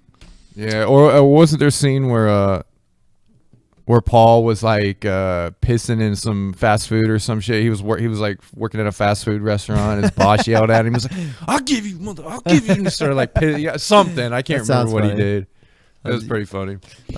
I do have a couple things I was going to show off real quick. I still have this Penthouse from 1999 that has ICP in it, by the way. See, I never owned that. It's obviously got naked chicks and stuff, but I remember going to the gas station and buying this and like feeling like so weird. Mind you, I'm like 18 years old. Oh, it has Jenna Jameson in it. Forgot. Nice. I was going to at least find a picture of ICP in it, but for some reason I can't find it. All the pages are stuck together. Hold on. Oh, there we go. This while this was 99, I mean, this is like like in between Jekyll Brothers and Bizzar Bizaar when this shit came out. But they did this whole fucking photo shoot with this chick and cool like article write up on them. Yeah. But I also do have all these magazines that came out around the same time. I think we already touched on this. I think this was actually Jekyll Brothers. Now that I think about it, but yeah, it was more. Let's see. This Murder Dog came out around that time. This is classic because they made a poster about this and everything. Yeah, that was a great photo shoot. Yeah, great photo shoot, great article in this Murder Dog magazine. Oh, and they got a section about Twisted in here too. Yeah. But yeah, I have these really cool alternative press magazines. This is Bizzar Bizaar era. Let's see, December 2000. So this is right after. Yeah. But what's interesting is that like these magazines, if you bought all four, you could put them together and like have their faces like there you go. You can have their faces like match up so you can see what they look like without makeup and shit. But like, at the time, you would have had to have like Photoshop really to like put them all together and shit. But it was really cool just collecting them all and getting them. I was super proud that I got all four. Yeah, that is cool. All fucking four of them, man. But yeah, alternative press were such juggalos back then. They were all about like putting ICP up front. I think they at that time especially they did a lot of good. You don't see that picture a lot. You probably can't see it because of the green screen, but that's ICP decked out in camo. Oh yeah, it's like the cover picture. Yeah, that is a good one because barely see it, but you don't see that too often. I'll have to scan that or something. Yeah, you don't see that a lot. I'll try. To They find got them. green paint on. Jay's holding like a fucking big rifle. Yeah, that's cool. Shaggy's got like a walkie-talkie or something. Or no, he looks like he's got a rifle too. Oh, that's tight. Yeah, that's sweet. I never even paid attention to that. That's cool, man. But yeah, I mean, I don't have a lot of other Bizzar merch. I still have the CDs, but I at least have these cool magazines that I'm kind of honestly shocked that I still have. Like even these pictures here, where they're in like these like magician costumes or some shit. That's Yeah, you kind of don't weird. see these pictures a lot. That's a good point. Wow, look at this. This ad for PlayStation 1 games. Anything good there? Shit. Here you go. Here's another cool picture of like Violent J sitting like cross-legged with his shoes off and shit. That's pretty cool. So weird. Anyways, let's see. You got a lot of cool shit. Thanks, Dylan. Appreciate that. These magazines are in great shape. Yeah, I've taken decent care of them. You know, they've just been kind of locked up in a tote, but Yeah, I mean they're still in great shape. Like the pages are real slick. They're not too beat up. Pretty cool shit. well, yeah, like I said, I sold a lot of my ICP shit from back in the day, but I did for whatever reason keep these. I don't know why, but don't think they're will or are worth anything. But I think these are one of those things I don't think a lot of people would have kept. You know, goofy shit. Whatever. I think if there's any juggalos our age that bought these, they probably held on to them. Yeah. I would imagine. I hope so. All right, so we were gonna listen to Bizzar Bizaar. The first one I pulled up was Bizzar with 2 A's, which is the question mark version. It has this one's actually my favorite of the two, only on the principle that it has more songs that I love on it. Both of them I really love. Honestly, like they're a couple of my favorite ICP albums ever, and they're infinitely re-listenable to me. But I don't know. There's a few songs on this first one that I'll mention here in a moment, but yeah, it really pushes it over the top. So there's one that's they're considered chronological, right? Because of the skits. Yeah, I guess so. I don't know which would be first then. Do you? Would it be the question mark one? That's the one with the intro we were listening to. Take Me Away is going to be the first one. Okay, gotcha. Because that's the one where Welcome to the Dark Carnival. Take me away. Yeah, I think that's the first one because then the next intro on the eyeballs, it's a continuation of that newscast. So I guess the question marks would be the first album or the first disc if you're considering it a double album. What up, GG Allen? How you doing? All right. So on Spotify we looked up Bizzar with 2 A's and question marks, and for some reason the intro is listed, but it's like grayed out as if you can't listen to it. So I had to look it up on YouTube, but I'll be honest, I haven't listened to the intro for this album in like fucking decades. It feels. But to me, it's got a big budget feel. It's got a movie feel. Like I actually really like the intro to Bizzar, to both these albums. I'm gonna have to give them the time of day again, man, because I'm Do scared. it. Listen to these albums as a whole, like both of them all the way through. It's great. Chilito. I like that little sample though. It's cool. We're thinking that's why it got pulled off of Spotify. We're not exactly sure. Yeah, It's maybe, the other but book. to me, it sounds like a Mikey Clark produced sample. I don't know. I could be wrong. Nevertheless, man, I'm gonna move on. Well, you can still tell me, but I'm gonna play. Yeah, I this. can't even find it. But yeah, no, that was a great intro, man. We'll live forever. This is one of my favorite songs off both of these albums. Same. This is one of. If I were to make a top, One of my favorite, yeah. if I were to make a top 10 ICP songs, I would probably put this song. Oh, in. for sure. Me too. This song is just like a perfect like intro song, like a beginning song. Yes, it is. It's a perfect song for fans of ICP. I mean, it hits every fucking beat you want ICP to hit. Yeah. You know? Love it. This album right here, from the first track to the last track, everything fits perfect. it has a perfect intro track. It has a perfect midway track. Has a perfect ending track. Yeah. You know how we've always talked about that. We've always talked about how the ending tracks and the beginning tracks and shit, like how Take Me Home for Riddlebox and Pass Me By with. Both of these albums they had that down perfect. Oh yeah, they're great examples of that, of ICP doing that. Exactly that. You're right. Take Me Away in particular, like this song like really like speaks to me. Like I don't know, it's everything they're saying is like yes, that's exactly what I need to hear. It literally encapsulates the entire Juggalo culture and puts it into this great song with a fucking incredible hook. Yeah, it's fantastic. Love this hook. Take me away. It's almost like I do remember when I first heard it though, especially the I die for the carnival, I pray for, like it's. I was almost like like my 17-year-old mind or whatever was like, why are they saying I pray for the carnival? Why are they saying? Are they trying to indoctrinate us? What are they doing here?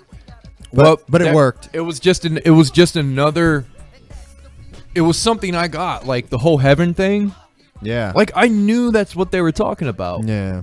I knew for a fact that's what they were talking about on this album. Yeah.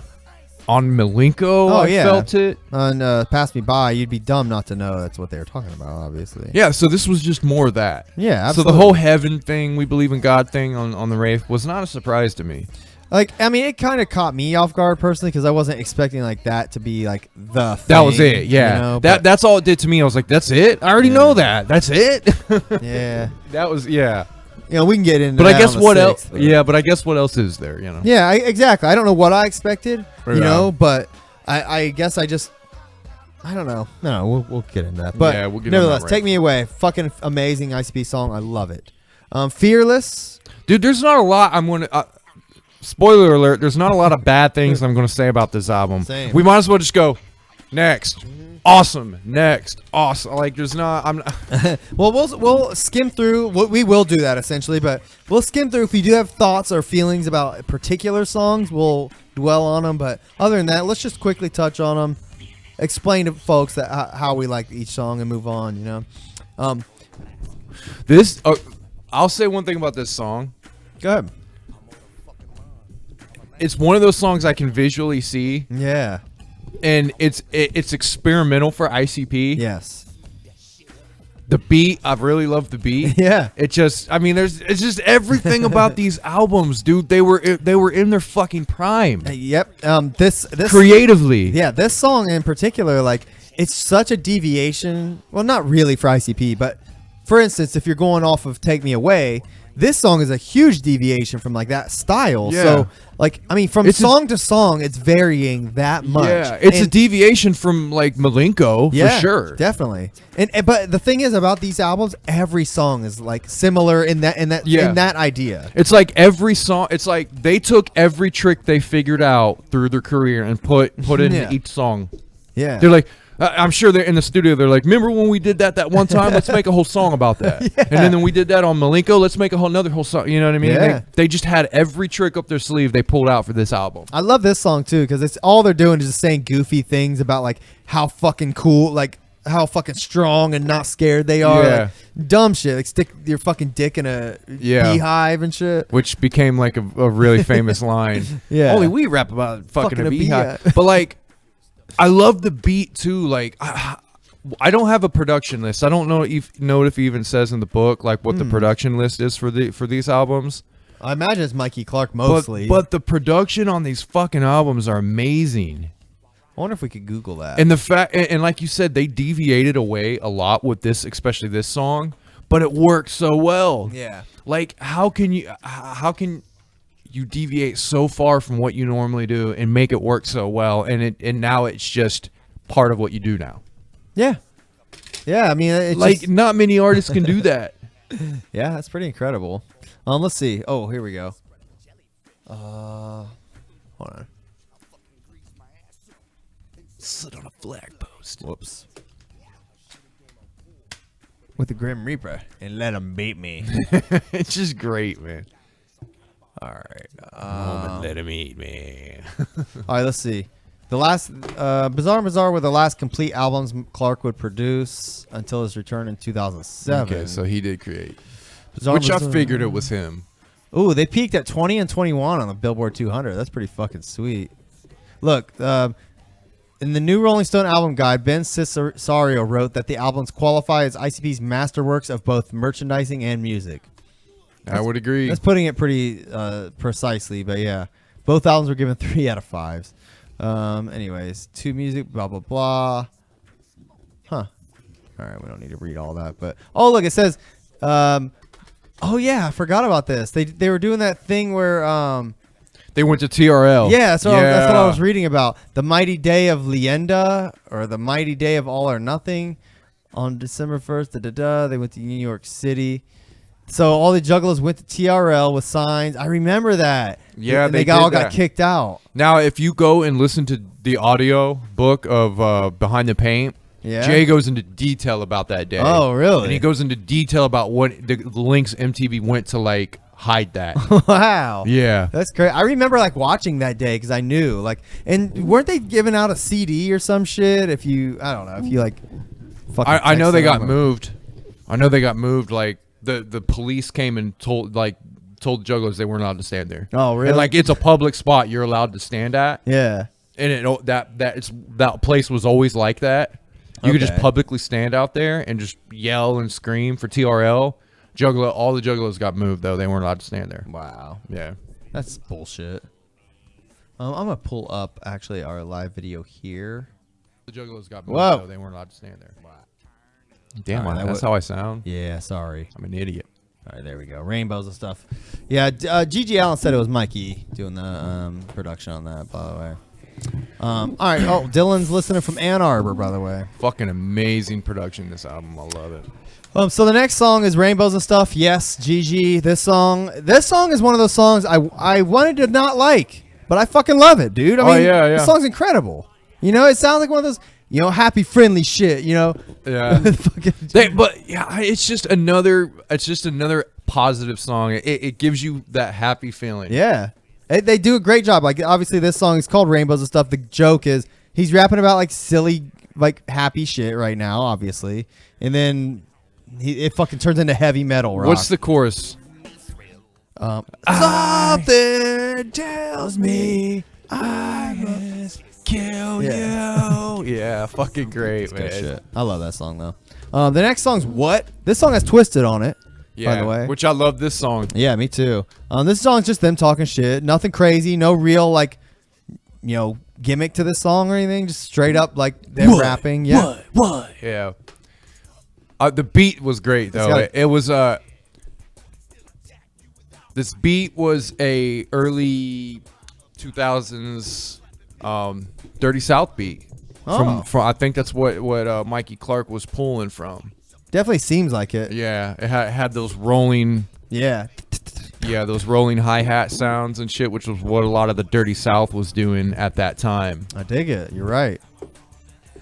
What? And the hooks on these albums Yeah. too are like so on point. The Like hook game is fucking on point. even this song in particular, where the bars are fine. Don't get me wrong. The lyrics, there's nothing wrong with them per se, but They work. the beat and the hook on this song are why Yeah. it's great. You know what I mean? And then Yeah.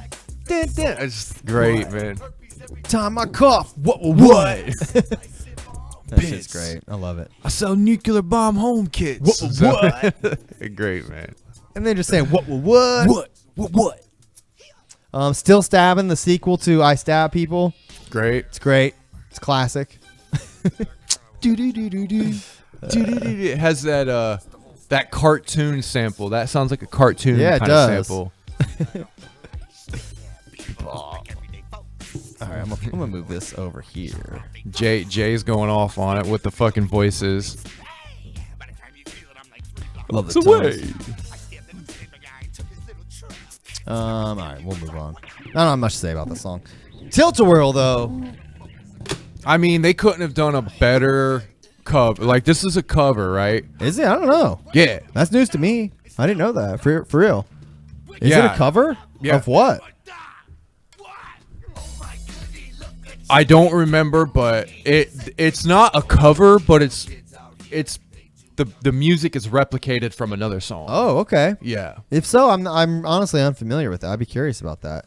And so was Let's Go All the Way. Well, I knew "Let's Go All the Way" is a legit cover. Yeah. But this song I didn't know had Well, anything you know, to do I with. could be wrong. I know we know what Let's Go All the Way was. Yeah. I thought for a while. I've thought for a long time that this song, but maybe it samples another song or something. Yeah, maybe not. Maybe not. Okay. I know that You're allowed to be wrong on this show. Yeah. Mikey Clark samples a lot of shit Yeah, though, he but does. I don't remember for a fact if this one is. But when we get to Let's Go All the Way, that one for sure is. Tilt-A-Whirl, this is the song they made a video for this song right when it came out. Like they played it on MTV for real. Like it was, like this song was gaining popularity. You know what I mean? Like This song was great. This song is great. regardless of how it was made and what it was influenced from. It's fucking amazing and it fits ICP's repertoire so fucking absolutely. great, man. The video for this song also was like very like high budget. Yeah, Like, the video was amazing. It was incredible. All their videos back then were. Yeah, they had the budget at that time for sure. Yeah, their videos for Let's Go All the Way video was incredible. Yeah, for Jekyll Brothers and Bizzar, their video game was at the peak. Yeah, video game. Video game.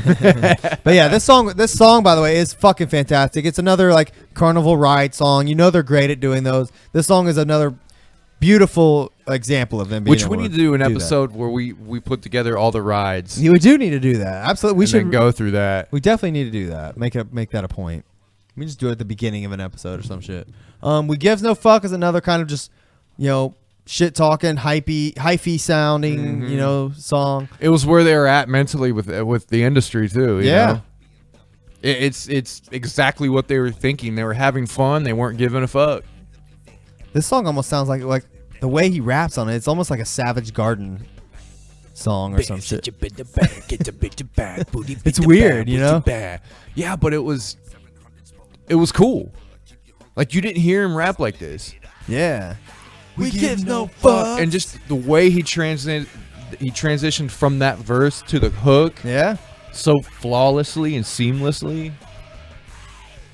We gives no fucks. 7-figure bank.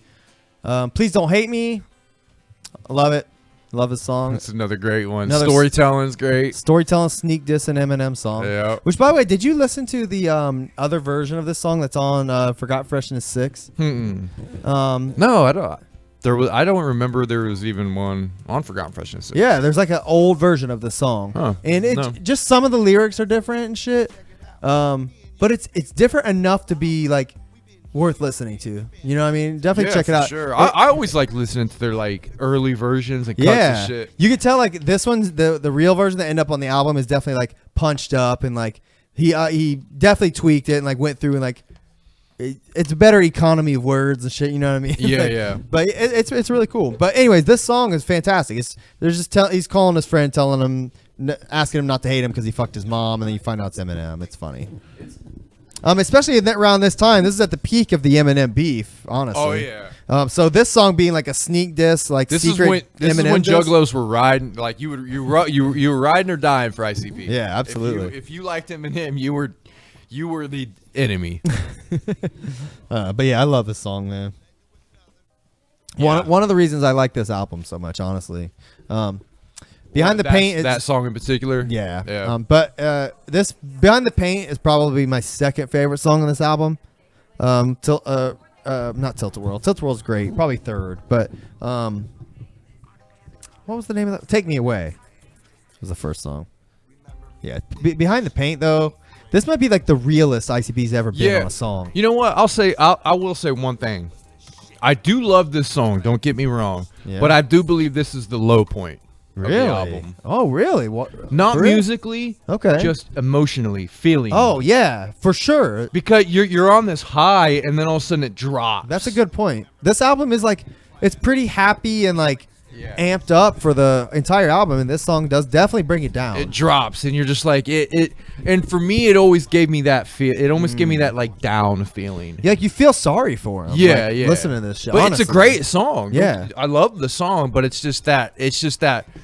It's hard. It's hard to listen to when you're on that high. That Yeah, I just feel fun carnival high, and then all of a sudden, real life hits you, and you're like, "Fuck." Yeah, that's a great point. That again, that's not to diminish this because I love this fucking song so much, but That's a good point. It's like a sad, real shit song, and ICP doesn't really do that very often. And this was like a unique glimpse into like their real like vision of how they see shit, because even at this point the internet was still a pretty new thing, you know what I mean? Like it wasn't really like popping off, like you weren't seeing a lot of interviews and shit like that still.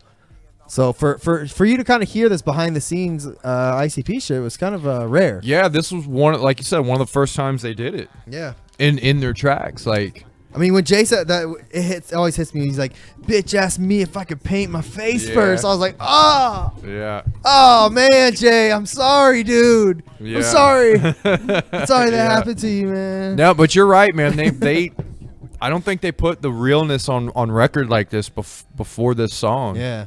I can't think of one. Yeah, that's a great point. Yeah, I can't think of one either. Like they were the characters. They in every other song before this album, they were the clowns. Yeah. They were those characters. And this is the first song you see them talking about them as themselves, as men. Usler and Bruce Brothers. We Yeah. was the shit. Yeah, that's a good point. But it was getting ready for the release of the book. Yeah. He might have been in the middle writing the book at the time he wrote this song. Yeah. And that's a great point. That's probably right on the nose. Yeah. Yeah, it comes out. I mean, you could like this isn't. It's not just the lyrics either. It's like you could tell they're feeling what they're saying in this shit. You know, it's good shit. My homie baby mama is like this is another good one. Dylan, made a good point. He said that he thinks that song fits in the structure of the track list.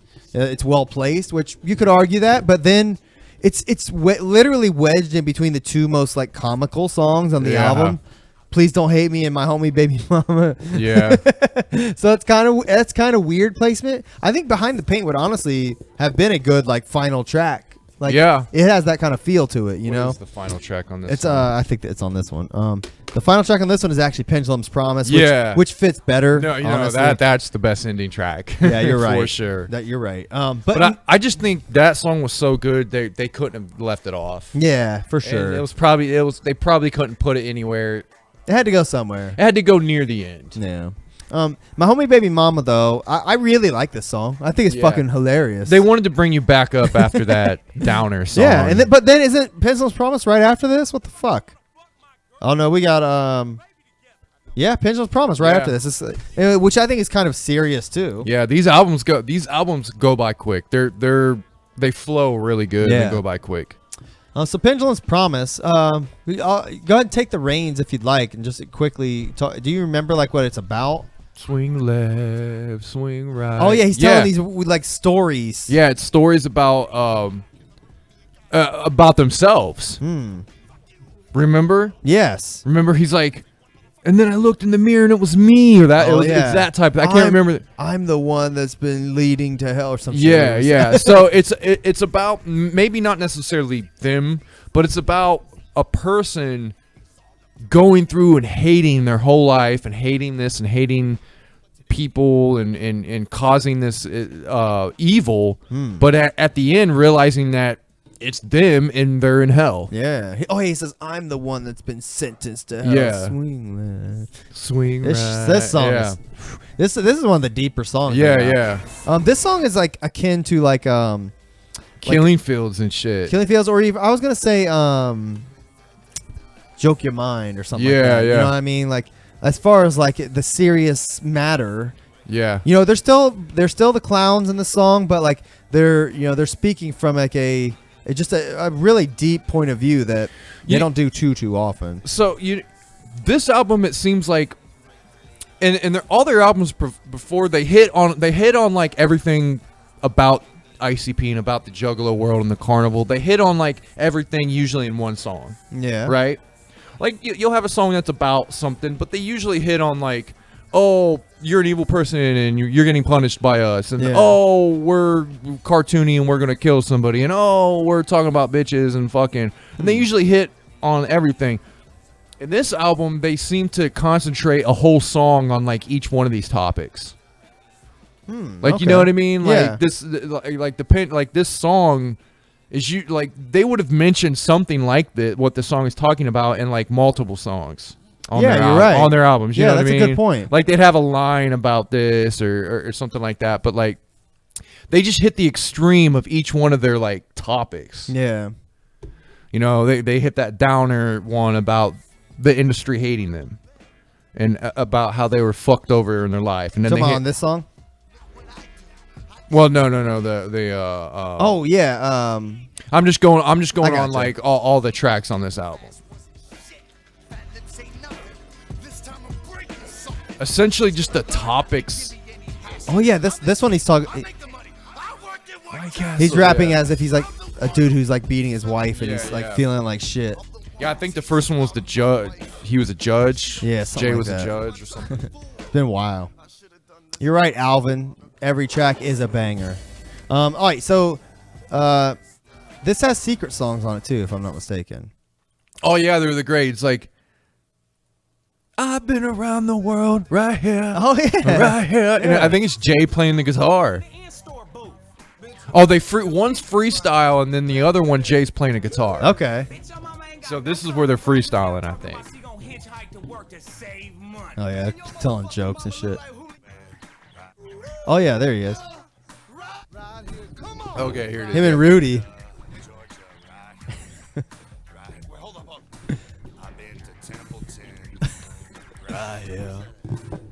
I've been to Spokane, Washington. And Jay's trying to get Rudy to do it, and like Rudy's laughing and can't. You can tell it's real shit. Yeah. Shoot. This is like a shoot fucking song, man.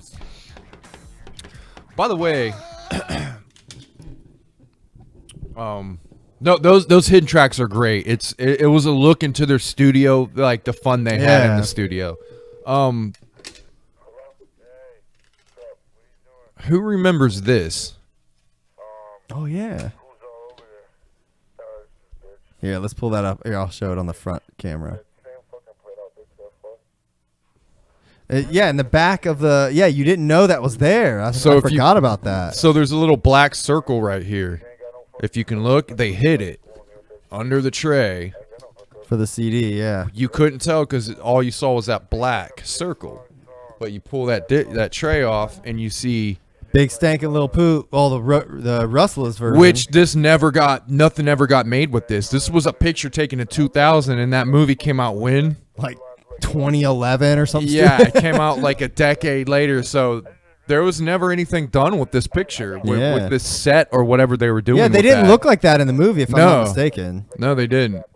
I think they looked better here. Yeah. What's in the back of the other one? Is it ICP on the other one? I don't remember. It's been a while. There was a lot of little secrets and Easter eggs in these two albums, man. And there you go. Hack. Oh yeah. That's kind of hard to see, but yeah, Hack Benjamin, right? Yep. Forgot about him. Oh man, I haven't watched Big Money Rustlers in a long time. It's worth a watch. It's funny. It's got Scott Hall and a bunch of. I remember he's like the shit. guy at the front of the little town, Yeah. like by the sign or shit. What's this one? But that's cool. Like you don't see those pictures often.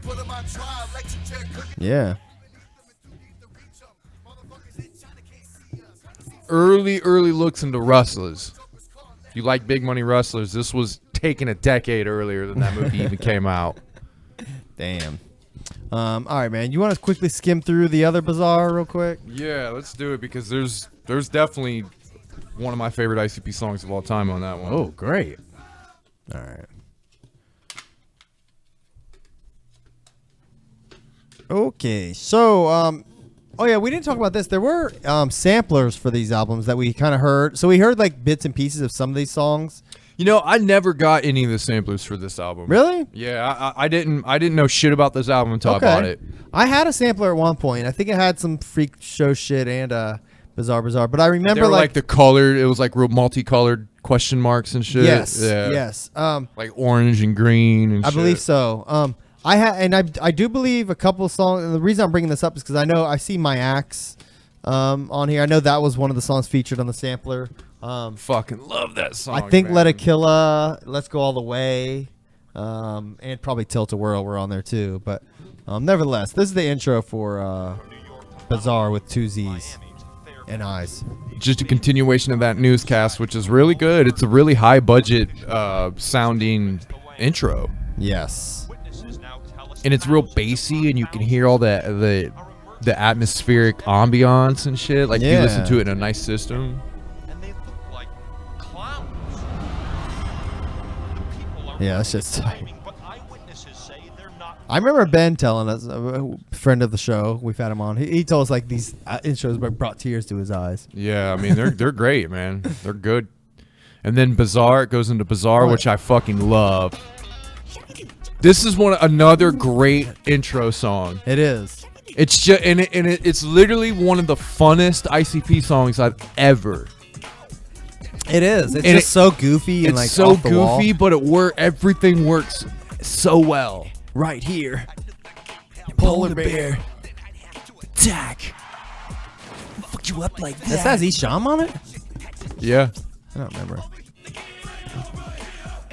Remember he's like, I'm back, or see you see. Oh, yeah. See, I'm back. I like that part. I just want to kill. Yeah, I mean, just Jay's vocal performance in this is amazing. Oh, yeah. Oh, Hold on. boys, ass say. Oh, wait. Dude. We boogie woogie woo. It's all we This do. is a good song. back. This is one of those songs that like you just kind of forget about. You know what I mean? Like when talking about great ICP songs, Always one of my favorites. no one's gonna mention Bizzar as being like one of their favorite ICP songs, but it really is. It should. It But should be I talked tell you about. what, if I can only pick like a track list of like 10 ICP songs, I would have to throw this one on there just because it's so fun. Yeah, it is super fun. Puts you in a good mood. You Yeah. know? That's a and great. that's the main thing I like about ICP. Yeah. It's always been the fun, happy shit that they've done. Don't get me wrong, I like the dark shit. I like the wicked shit. Sure. But in the early days of ICP, even the wicked shit was fun. Okay. Yeah, you're right. You're right. I mean, It wasn't until later on, like the Hell's Pit, when they started like the wicked shit had to be like wicked and down. Yeah. You know what I mean? Dylan said they played Bizzar at the Gathering this year at the end. Really? I did not know that. All right, so I need a The freak. fuck, do I really do that with my hand? Yeah, you were doing that. I'm watching myself. Sorry. I need a freak. Cherry Pie. What do you Great, think about- fucking great. This song is a remake of a Too Short song. Is it? Yeah, I think it's called "I Need a Freak." Not the end. Yeah, I mean a great beat. Yeah, it's a great bitch song. Yeah, great. Like I don't think there is a bitch song on the last album, so this one kind of fills that void. Well, I mean, this I one guess- actually has a couple of bitch songs on it. I guess if you had the yeah, there was a couple fuck songs on the last. I mean, my album. homie baby mama's probably the Yeah. only bitch song on there. You know, fuck song. Okay, that's probably a better word for it instead of getting me too'd by saying bitch songs. No, but I love Cherry Pie. I think it's one of their best bitch songs. Yeah, one I of their do best. too. I really do. I really do. I like it better than. This might be blasphemy, but I like it better than. Little something something. Yeah, I don't think I can do that. I do, man. I need my cherry pie. Yeah, it's a good It's song. just such a good it's a good concert song too. I need a bitch. Yeah. Fresh out the pan. Yeah, just a good shit. Just I do good love shit, that man. All right, questions. This is their answer to what? Fearless. Oh. I would say this is their answer to Fearless. Oh, yeah, that's a good one. Yeah. That's a good Oh, I love this song. Yeah. Reach so high. Why? Oh, I forgot how good this song It's was. a great one. Because they're like going hard on this song too. They're not. This one's not like a funny song. No. But they still say funny Right. shit. This is what ICP always was in the early days. They were saying fucked up, crazy, dark shit, but it was funny the way they said it. Yeah. Oh yeah, he said every time I drive down the wrong side of the street, cars want to beat. Yeah, you know? yeah, exactly. Pigs get chased. I want to listen to this till the hook comes on. My spleen. I mean, like,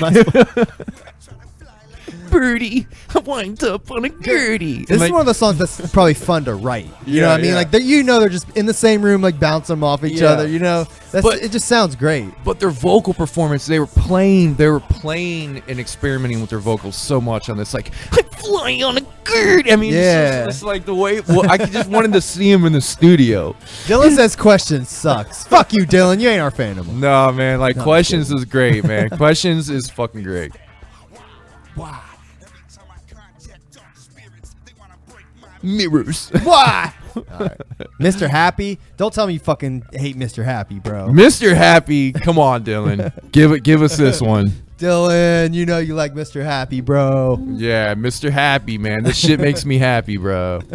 Mr. Happy is a great song. I think, fucking though. love this shit, man. This song is as far as the songs on these albums go, this song is one of the more like kind of out there songs, I think. Yeah. But I mean, again, like I could say this about a lot of Ice P songs. It's out there, but it's not too far out there. You know, like I could see Ice P doing this song, obviously, but it's just a weird fucking song. But you know what this song falls into the realm of with ICP? What do you think? Jay always does a character study song. Like a Mr. Johnson's Head almost. Or Mad Professor. Oh, okay, yeah. Okay. He always does that. That's a great point, He always has a song where he's playing this character. He gets into the role. Okay.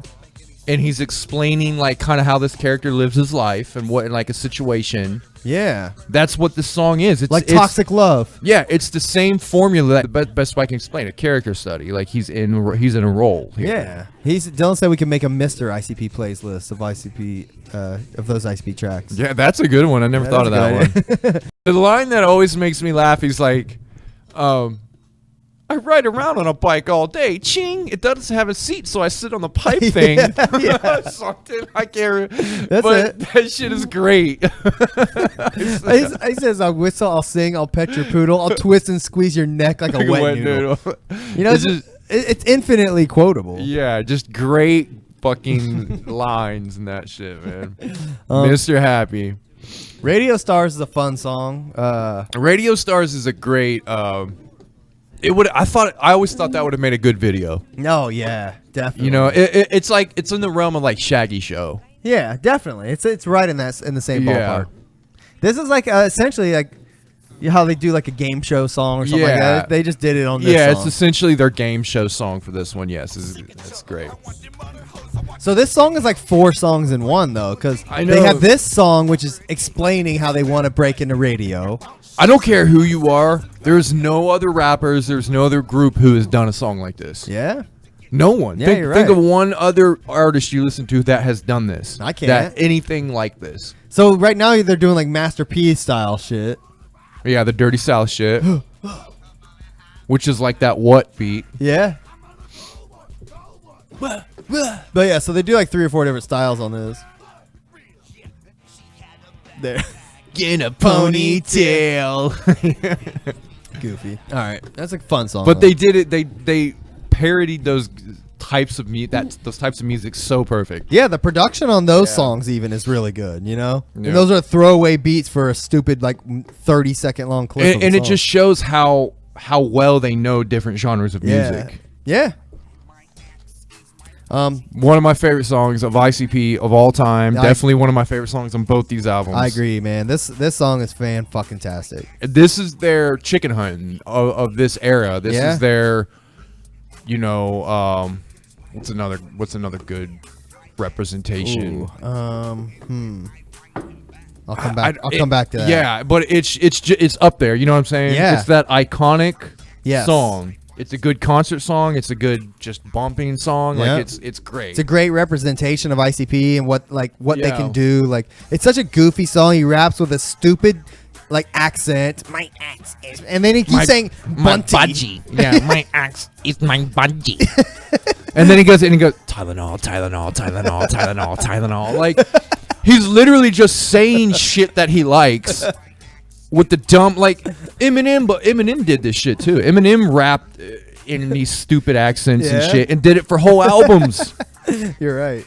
Dylan said this is the first ICP song he's ever heard. This is a good one Really? to hear first. I man. see why you became a juggalo, man. Yeah. This is a fucking classic. I will mean, say that when I heard the sampler, like this is the one song that like I was like I have to hear that Yeah. song. That is Yeah. the song. You know what I mean? Like I don't know what it is, man. Like even the 20 Yeah. seconds or 30 seconds of the sampler that they play of it, like it spoke to me. And this song is goofy, you know. It's a perfect embodiment of what ICP does. Like, But the music in this song is so rich. It's such a layered, rich song. Yeah, great shit. And is that Legs Diamond on there? Come on, Chop, chop. Swing, swing, everybody, run! swing a ling a ling. Chop, chop, chop. Swing, swing, swing. Is Shaggy even on this song? I don't think he is. Yeah, he's doing that. He's doing the swing, swing, swing. Oh, okay. That's him. Oh, he's on this part too. No does that tracks. I'm here. And oh yes, my axe is my budgie. This is like budgie. I said that shit for years. Me and Mark would always be like, "What's up, budgie?" Budgie. Did that shit for years. I always would say Bunty. Bunty. Oh yeah, it sounded like budgie to me. My axe ate my budgie. I mean, it just who can rap in a stupid accent and make it work so I know. well and be one of the best ICB songs? That's like when how they've always said psychopathic. Psychopathic. Exactly. They were doing that shit even 10 years later. That's a decade later, they were still doing it. Bro, I was listening to Ghetto Boys, like the Resurrection the other day. Have you ever listened to that album? That's I've- the one that has Still and Ghetto Fantasies and I've listened to some old Ghetto Boys shit. I've never listened to a whole album. I've just listened to like songs and shit. But yeah, I love some of those old Ghetto Boys songs, dude. Well, like I got hip to Rob mentioned it to me on my other podcast, Iconoclash, by the way, if you want to check it out. But that was one of the albums we picked one week, and like I never listened to a Ghetto Boys album, and like I listened to that, and like it really was like eye opening, like On where they got their inspiration from. that's exactly like it was like.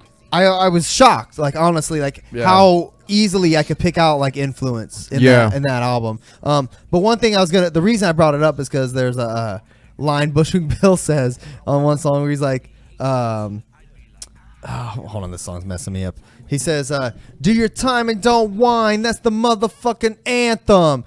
They says like, "We doing this thing most niggas can't phantom." Can't phantom. It's like the same example of like what ICB did. Yeah. It says phantom. Oh, I love it though. I mean, but like we talked about it on our last show too. Like Rob was like, he's like, but Bushwick Bill is like one of the only motherfuckers you could let slide with that kind of shit. You know what I mean? Like, and that's the same thing we're doing with Jay here. You know? Yeah. And they just adopted that kind of mentality to their whole career. And ODB was a lot like that too. ODB was in like that, said shit wrong. And was in that realm, and like you can see where like I think Shaggy. I don't know if Shaggy's ever said this, but I think Shaggy was inspired a lot by ODB. Like, really? Just Shaggy, his attitude and shit. I can see that. His approach to shit, screaming. 'Cause that's how ODB was. He would scream and yeah. Dylan said, "Doubt y'all would do it, but Ghetto Boys album review would be solid." Thanks, bro. Yeah. You'd come away a fan. Yeah, Dylan. If you want to see me interviewing that album I was just discussing, check out the last episode of Iconoclash, my other pod. Yeah, his other podcast. You know, I don't ever talk about it on here because I don't know how much crossover our fan base would have. But if you like me, you'd like that. We talk more hip hop and games and shit. Yeah, no, check it out, man. He does it with another guy, and it's more like what hip hop based. And mostly like hip hop and that. video games. Hip hop and video games. So, but yeah, check it out. Anyways, "If" is the song we kind of started ranting and raving on. But this song is honestly probably one of my least favorites on these albums. I like it, but it's just not that memorable to me. It's fine, you know. It's just they do like it's another experimental kind of. turn it up slightly. Sure. I like all the sound effects and shit. Yeah. I think that's all they were doing here is having an excuse to put all these sound effects on. I think that's the main excuse for the song for sure. Yeah, that's a great point. I agree with you. I can't say I skip it. Yeah. I like it because it still makes me laugh. Yeah, sure. Everything they say makes me laugh. Yeah. Like doing Chewy and shit. Like, yeah, it is goofy. And like the hook is kind of stupid. yeah. Like I like this. They're monotone, like weirdos. Yeah, exactly. They're just monotone. It's not a banger. Like I can't say it's a banger. Yeah. Like, but it's still a funny track that I'm entertained by. Yeah. All right. Nevertheless. Oh, look, it even gets props to Perpetual Hype Engine on this song. Yeah, That's exactly incredible. Perpetual High. That's cool. Let's Go All the Way. This is one of my favorite ICP songs too, honestly. Yeah. I fucking love this song, dude. I mean, everything about it. It sounds. This is one of the most. This is some of the most polished ICP's ever sounded on a song ever. And this is in the It's meaning almost behind, overproduced. Yeah, and the meaning behind it is, it's everything positive about ICP. Yeah, absolutely. If anyone wants to show like someone who's never heard ICP like what they kind of are capable of, like as far as branching out, like this would be a good song, I think. Yeah, and if you want to show somebody ICP's like, all they rap about is killing people. It's like if you really want to go, like if you really want to see what ICP does, that the meaning that they do, that their lore is, and what they mean to the juggalos and why juggalos love them so much, show them this song. Yeah, Because this is a unity song. absolutely. This is, let's go all the way. Let's make it. Let's all of us make it to where we need to make it, whether it be heaven or the carnival, whatever you want to call it. It's just it's a metaphor of let's get to where we need to be. Let's get to where we want to be. This song should have been on the Wraith, honestly. Yeah. But yeah, this song. I mean, essentially, the Wraith was this song's the meaning of this song. You're right. You know, listen to this song. I remember when it first came out. Perpetual Hype Engine was the band that plays during this. This was before Zog Island was around, and ICP I think was in the market to sign a rock band, and they were in talks to sign Perpetual Hype Engine at that time. And I think I remember hearing about that. Based off of like the strength of this song alone, man, I remember I was pretty excited for it. I was like, I mean, if it sounds anything how this fucking song sounds, I was on board 100%, man. So this whole track was produced by them. Yeah. Perpetual, like there's no Mikey Clark on this. I'm sure he had his hand in it. I doubt anything went to press without Mikey Clark fucking putting his magic sprinkle on it at this time. But man, like, I don't know. I think it's one of Jay's best sounding singing. Yeah. Like I would agree with that. he's got force in his voice, and like you know, obviously Jay's been on some tracks where he's singing and it does not sound good. Yeah. But this, like, it worked well. Yeah. And you know, I never heard the Sly Fox version of the song until this had come out, but I was immediately curious and went and listened to it. And the Sly Fox version is cool. It's fine, you know. It's a good little 80s song. It sounds the same, just less produced and rockish, you know. Yeah. But ICP, what I do like that ICP did is, I don't know what Sly Fox's version is about. I didn't quite pay that much close attention to the lyrics, but ICP twisted all the lyrics, like, to to suit like their story. Absolutely. Yeah. And they did it like perfectly. Like everything he says in the song is like, it spoke to me on like such a spiritual level, especially at that time, you know. Yeah, that's a great word, spiritual, man. I mean, this essentially is their spiritual, like their spiritual meaning to everything that they've ever been about. This is what's going to convert you to, you know, just being like someone who listens to him or knows about him to actually being a juggalo. This is like going to bring you into that rabbit hole. Yeah, for sure. For me, it would anyway. Yeah, I could see a non-juggalo listening if they were to actually sit down and listen to that song, lyrics, like yeah. to the lyrics, and just kind of feel it in the moment, you know, and just shut the fuck up. Like I could see someone listening to that song and be like being intrigued to find out more. You know what I mean? And probably not a lot of ICP songs will do that. But Dylan is one of the few that says he's not much of a fan of Let's Go All the Way, honestly. But he says that Sly Fox's version was a contemporary song about achieving a goal, not too deep. Oh, okay. Yeah. Okay. All right. Yeah, I don't remember much about it. I listened to it like once. I love the song. If I could pick a top 5 from both of these albums, Let's Go All the Way's on it. I'll say that. Let It Kill It is not going to be on my top 5, but I love this song. It's a great song. I really, really, truly love this song. This reminds me of a... if ODB hit it, I can't fuck with it. It reminds me of a Jekyll Brothers, almost like a Jekyll Brothers song. Okay. Like it could have fit in that album. Yeah, definitely. Or on like a Psychopathics from Outer Space. Yeah, sure. Yeah, I think this is a good place for it. This kind of it made it to this album and it's good. Yeah, calling these albums Bizzar and Bizaar, I wonder why they did or anything, but it is kind of like almost a lot of these songs are kind of oddities that may not have really fit very well on like a concept album, you know? Yeah. So maybe that's what a lot of it's from. But as this not being a concept album and like a Joker's card or whatever, this album, both of these albums flow so well together, and I think it's because they wrote and recorded this shit like all around the same time. Yeah. And they all recorded it together when they were on their trip to Dallas. Like, they left. Like, remember when they disappeared? Okay, so not necessarily. if you go back and listen to the book or read the book, Jay talks about in between the Juggle Brothers and the Wraith, they went on like they did a tour or something, and then they just disappeared. I don't remember. And the Juggler World was like wondering where they were at, and they took like a long break. And Alex Abyss just told them to go take a trip to go get away.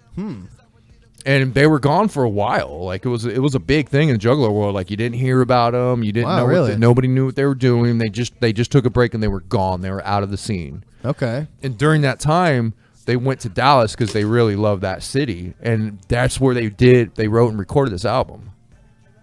And that's why I think it flows so well together. Okay. Yeah, I don't recall that part of the book, but you know that's really interesting. And you're probably right about it being all recorded at the same time, and that does lend credence to why this album does sound like a solid piece of work, while not necessarily being one. You know, it's still a little fragmented, only in subject matter, really. Like the sound, you can like as far as their voices, especially, and the production is all like kind of in like a similar tone. You know, so yeah, I get what you're saying there.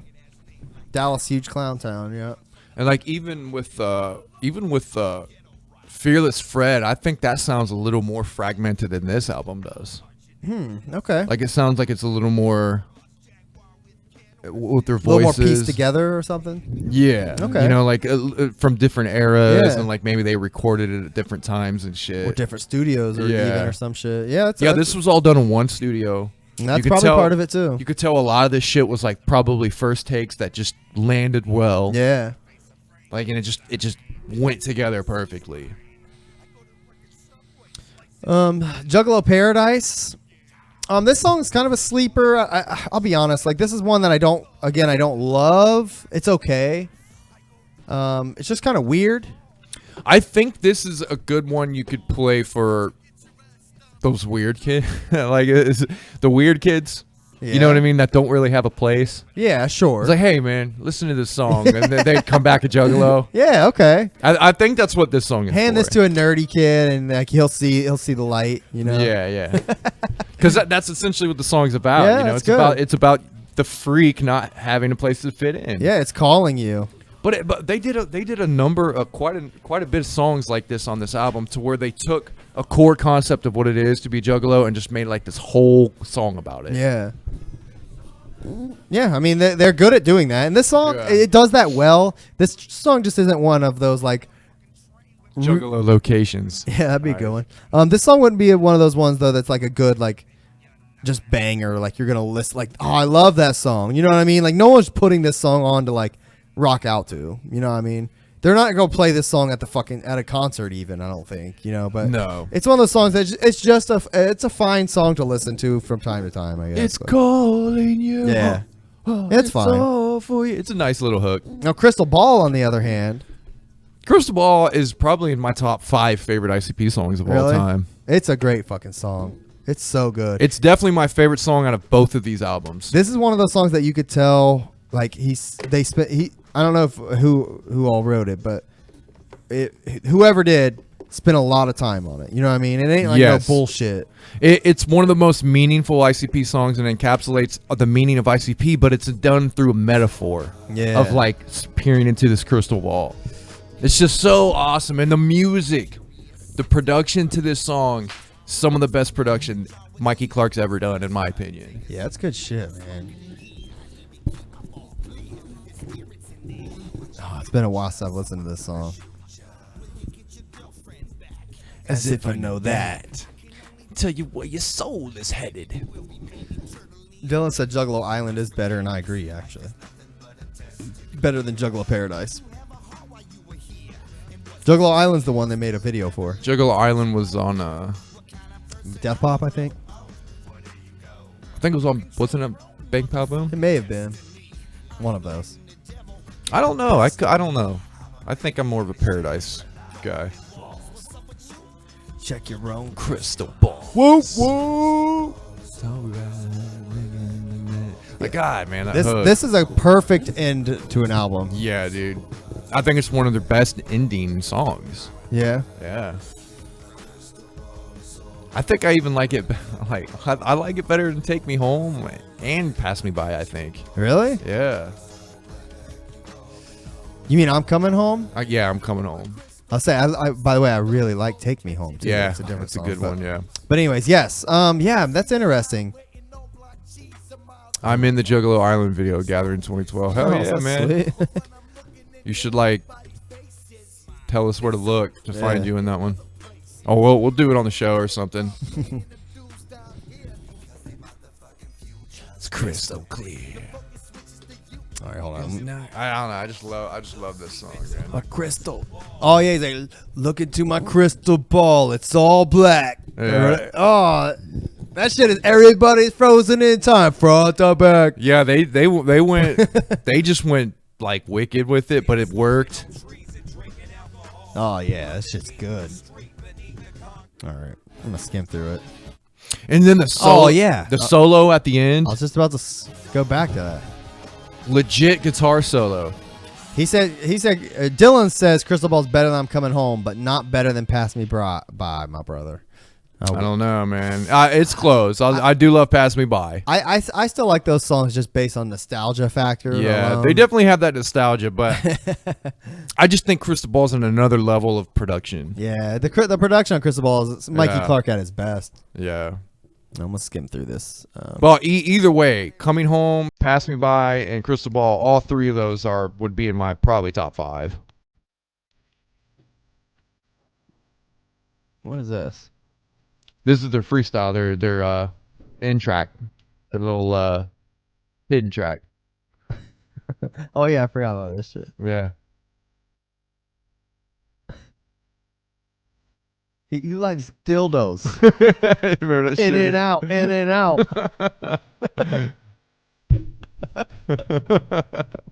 I wish they would do more freestyles, man. I know. Like, it's not good, but it's funny. Like, Shaggy's not bad. I mean, he's making sense.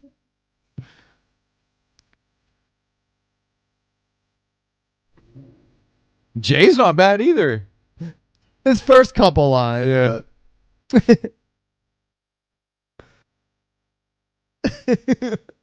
With that kid. But you can tell he can freestyle. Yeah. Microphone. Telephone. I don't even know who this is. He called him Loke or something. Yeah, I don't know. All right. Like, that dude was obviously the best, but he wasn't funny. No. It didn't make me laugh.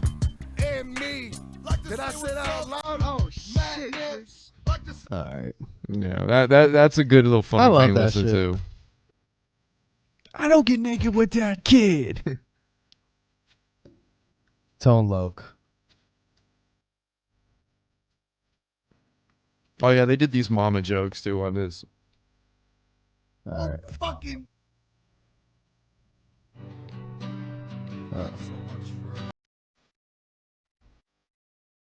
What is this? I don't remember this. He's like thanking the juggalos in this one. With me, No, you bought Bizzar. Ah. yeah, and he's like thanking. No, you bought Bizzar. I think that's him playing. Yeah. No, you bought Bizzar. I love it. You bought Bizzar. Like Oh, he's probably man. freestyling on this one too. Yeah. Like it just showed you their level of creativity at this time. Yeah. Like they were freestyling, they were playing guitar, they were having fun in the studio and just coming Making up with goofy shit. skits. They're doing cool Yeah. shit. Book. They're writing songs that like. Oh shit. Yeah, Oh, I mean obviously it they was made just I don't know. There was something about him at this moment in time. Yeah, they had lightning in a bottle, man. I don't think they've ever been this creative since. I don't think they ever have. I don't think they've even come really close. Really? Yeah. Damn. That's saying a lot, man. I don't know. I think they've come close, but man, this really, you're right. I think you are right in saying that they were peaking at this time. Like, and we've said it before. Pretty much from, Malenko to the Wraith. Really, like everything in that kind of little bubble, that 5-year period or so. Like they couldn't miss. You know what I mean? Everything was fucking perfect. But it was definitely a steady incline. Yeah. It was like each album was like boom, boom, boom. They reached another step, and by the time they got here, it was like they were peaking. And then Wraith came out, and it was at the same level, probably. Yeah, I don't think it was as like experimentally creative because they had a vision for it, and they went for that vision. As far as being a cohesive piece of art, it was on par as far as creativity. Oh yeah, wise. absolutely. The production and creativity in that album's great, and we'll go into that when we do that one. But I think it's on another level of creativity than this one. This is them having fun and literally just creativity is flowing out of them. As where Shangri-La was a goal they were trying to achieve. Yeah, it was something they were working towards. Right. And they already probably had a lot of shit in the can, or at least ideas lined up, ready, beats, I'm sure, over the years. How many, I've always, dude, like this is the kind of shit, like if Jay was sitting here right now, I would want to ask, or even Mikey Clark, you know what I mean? Like, well, he wasn't really involved with the Wraith, but just asking him, like, how much of those ideas, beats, lyrics, like, how much of that shit was actual, like saved for the Wraith. You know what I mean? think when he said that, because I remember him saying like we saved our best ideas for the Wraith. I remember him saying that. I think a lot of it he was just meaning like the concept of like the heaven and hell thing. Maybe the whole, he wanted the Wraith to be death. He wanted the Six Joker's card to be death, heaven and hell. Like maybe that. But I think one in particular thing was the Killer Clowns from Outer Space sample. Yeah. I'm pretty sure they saved that. Because you got to think, ICP, Killer Clowns. Yeah. You would have thought they would have, that movie's pretty old. You would have thought they would have put that in one of the earlier albums. Yeah, no shit. But that was probably something he was like, no, let's save that for the 6. No, you might be onto something there. Yeah. I could see them being like, even like goofy songs such as like Birthday Bitches, like the seed of a concept of, look, we're clowns. Yeah, what if we're clowns at a birthday party? You know what I mean? Yeah. Something that dumb. That could have been saved too. Yeah. Let's just save that for the, You know what I mean? Like, I think like songs like Crossing the Bridge, and obviously The Unveiling were saved. Probably even, what was it? I mean, we're getting into 6 talk, but probably even like Raven's Mirror and shit like that. Yeah. But I could see some of those ideas being saved. It Rains Diamonds, maybe, but I feel like the diamond thing really only came to be like around that time too, where they started really talking about diamonds and raining diamonds and shit. But I don't know. Whatever. And I think that came from the gatherings, really, like the feeling about the gatherings when they went to the Crystal Forest and shit. Like that's when I really started hearing them talking about diamonds. Cause some of them nights be shiny diamonds. Yeah, man, we gotta do that album definitely. too. I honestly, I feel like we've already gone long enough. I don't want to get really into. We're at 2:20. Damn, this is our longest one yet, isn't it? I think so. Because that fucking rant in the beginning, we cut that out. We ain't cut nothing.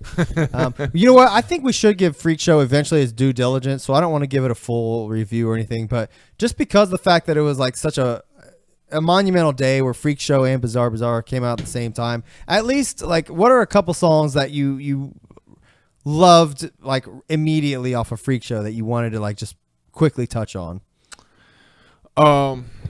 I liked Broken Wings a lot. Oh yeah, that song was great. I mean, we can go to the track. You got intro, Mutant X. Mutant X was a classic. What did they change and mutate into a freak show? What the fuck? Sorry. Twisted serial killing juggalos. Yes. Like that was like their wicked like. Yeah. You know, like this is one of those songs like when I was listening to this album, like this didn't stick with me at first, but this is a song I went back to and revisited and was my song for a minute. You know what I mean? This song, Broken Wings. Same with like Bags was another one. Yeah. Bags, I think, is one of the best weed songs ever made, if you ask me. Yeah. I love this fucking song. Oh yeah. Bags is great. Also like Different. We different. Oh, sure. We not like you. Yeah. We different. We like fucking with voodoo. I think this is probably my favorite beat on the album. Okay. Yeah, this beat is tight. I'm a big fan of Fall Apart. Yeah. And We Don't Die, I think, is a fucking Juggalo classic. But yeah, Fall Apart is great. I keep wanting to say Empty, but hey, I never really liked this song much. Like you. This song was okay. I just wasn't really a huge fan. But all right, nevertheless. We'll get into that another time. But man, this album was. I mean, it has a lot of classics, a lot of good shit. Like, very memorable time. Like all these albums kind of blend in together for me. Yeah. The only thing I'll say about the difference between ICP and Twisted, not just at this time, it was big at this time that I noticed, is ICP was always more up. It was more positive, and it gave me a happy, uplifting feeling. And Twisted was always kind of downer. Really? Yeah, I always got a down feeling with Twisted. Yeah, I think Twisted was more kind of. They're almost. I don't think they did it on purpose, but it was almost like kind of marketed in such a way to like more of like goth emo type of a crowd. Where ICP catered to that a little bit, but they spoke more to like there's the dirty, scrubby part of that crowd.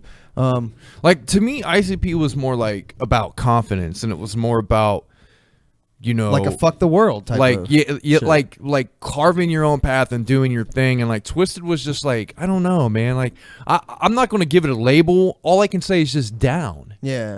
In this album especially, musically, I love this album. There's a lot of good songs that I really do like on this album I connect with, but it's just that down part of it. Yeah. Yeah, that's a good point. And you can't have up without down, and I understand that. But Twisted's always kind of done that shit. Most Tasteless doesn't really have a whole lot of songs like that, I don't think. Yeah, and I think that's why Most Tasteless is my favorite, because it's more closely representative of like the ICP sound. Yeah, that's a good point. Freak Show does kind of. They definitely Freak Show is totally different. It's like it's almost like Twisted. They had Most Tasteless, which was for whatever reason fit that Juggalo niche. Freak Show might have been some shit they like wanted to do, and like it was a little more experimental, a lot of rock shit, And they've kind of, I think they eventually kind of came back and found a little bit of a balance. Like they've kind of rubber banded around a little bit, but even with Mirror Mirror, I think almost went a little too heavy with like the straight hip hop. You know what I mean? Like there wasn't much variation there. Yeah. And Green Book, I kind of settled it a little bit. Yeah, when Green Book came out, that's when I really became like. Obviously, I loved Most Tasteless. And then until Green Book, Twisted was just kind of there for me. I liked it, but it was just kind of there. Once Green Book came out, it had more of, it wasn't such a just down feeling for me with that album. So Green Book definitely spiked Twisted back up to like me loving them. But yeah, again, I do like this album, but it was kind of depressing. Freak Show is kind of a depressing album. It really is. It is. Well, it's about them being freak shows too. Yeah. I think the title of the album is a little bit of a theme that they kind of go through where, they spit, it's a similar idea as ICP as far as, we don't fit in, fuck them, we're going to do our own thing. But Twisted just does it in a more like depressive manner. Yeah. Let's see. Look up one last thing. Dylan said his brother, this guy, I can't find the song he's talking about now though. He said he did Roz Dillians did a remix of Bags. Hold on, I was gonna find it real quick. Play a sample of it. Nope, not on Spotify. I'll find it later, bro. Sorry. All right. Do you got anything else you want to touch on or say before we go, man? You're gonna wrap this bitch up. Nah, man. That's all I can say. That's all I really got to say. This is a long fucking episode. This is fun though. We the first half of the show was spent, giving a lot of solid advice to juggalos who, trying to dive into the rap game. And as people who have tried and been down that route, at least to an extent, I think it could do them some good. Not to mention, if any of them were to actually check this shit out and take what you said to heart, it would actually genuinely be helpful. So I'm glad we did that, because those kind of conversations they need to be had by somebody, and why not us, for fuck's sake? And like I said, man, I'm just a chump on a microphone. You don't have to take shit I say to heart at all. Yeah. But if you do, cool. I mean, like, I believe I'm an artist. I'm a pretty passionate artist, and I believe I know what good art is, and I believe I know what good hip hop and music is. So that's all. I mean, I believe that's the recipe to success. So. Good thinking, man. Yeah. All right, bro. Let's shuffle the fuck up on out of here. All right. Right back into the deck. Peace out, guys. Have a great life. Have a good one. See you.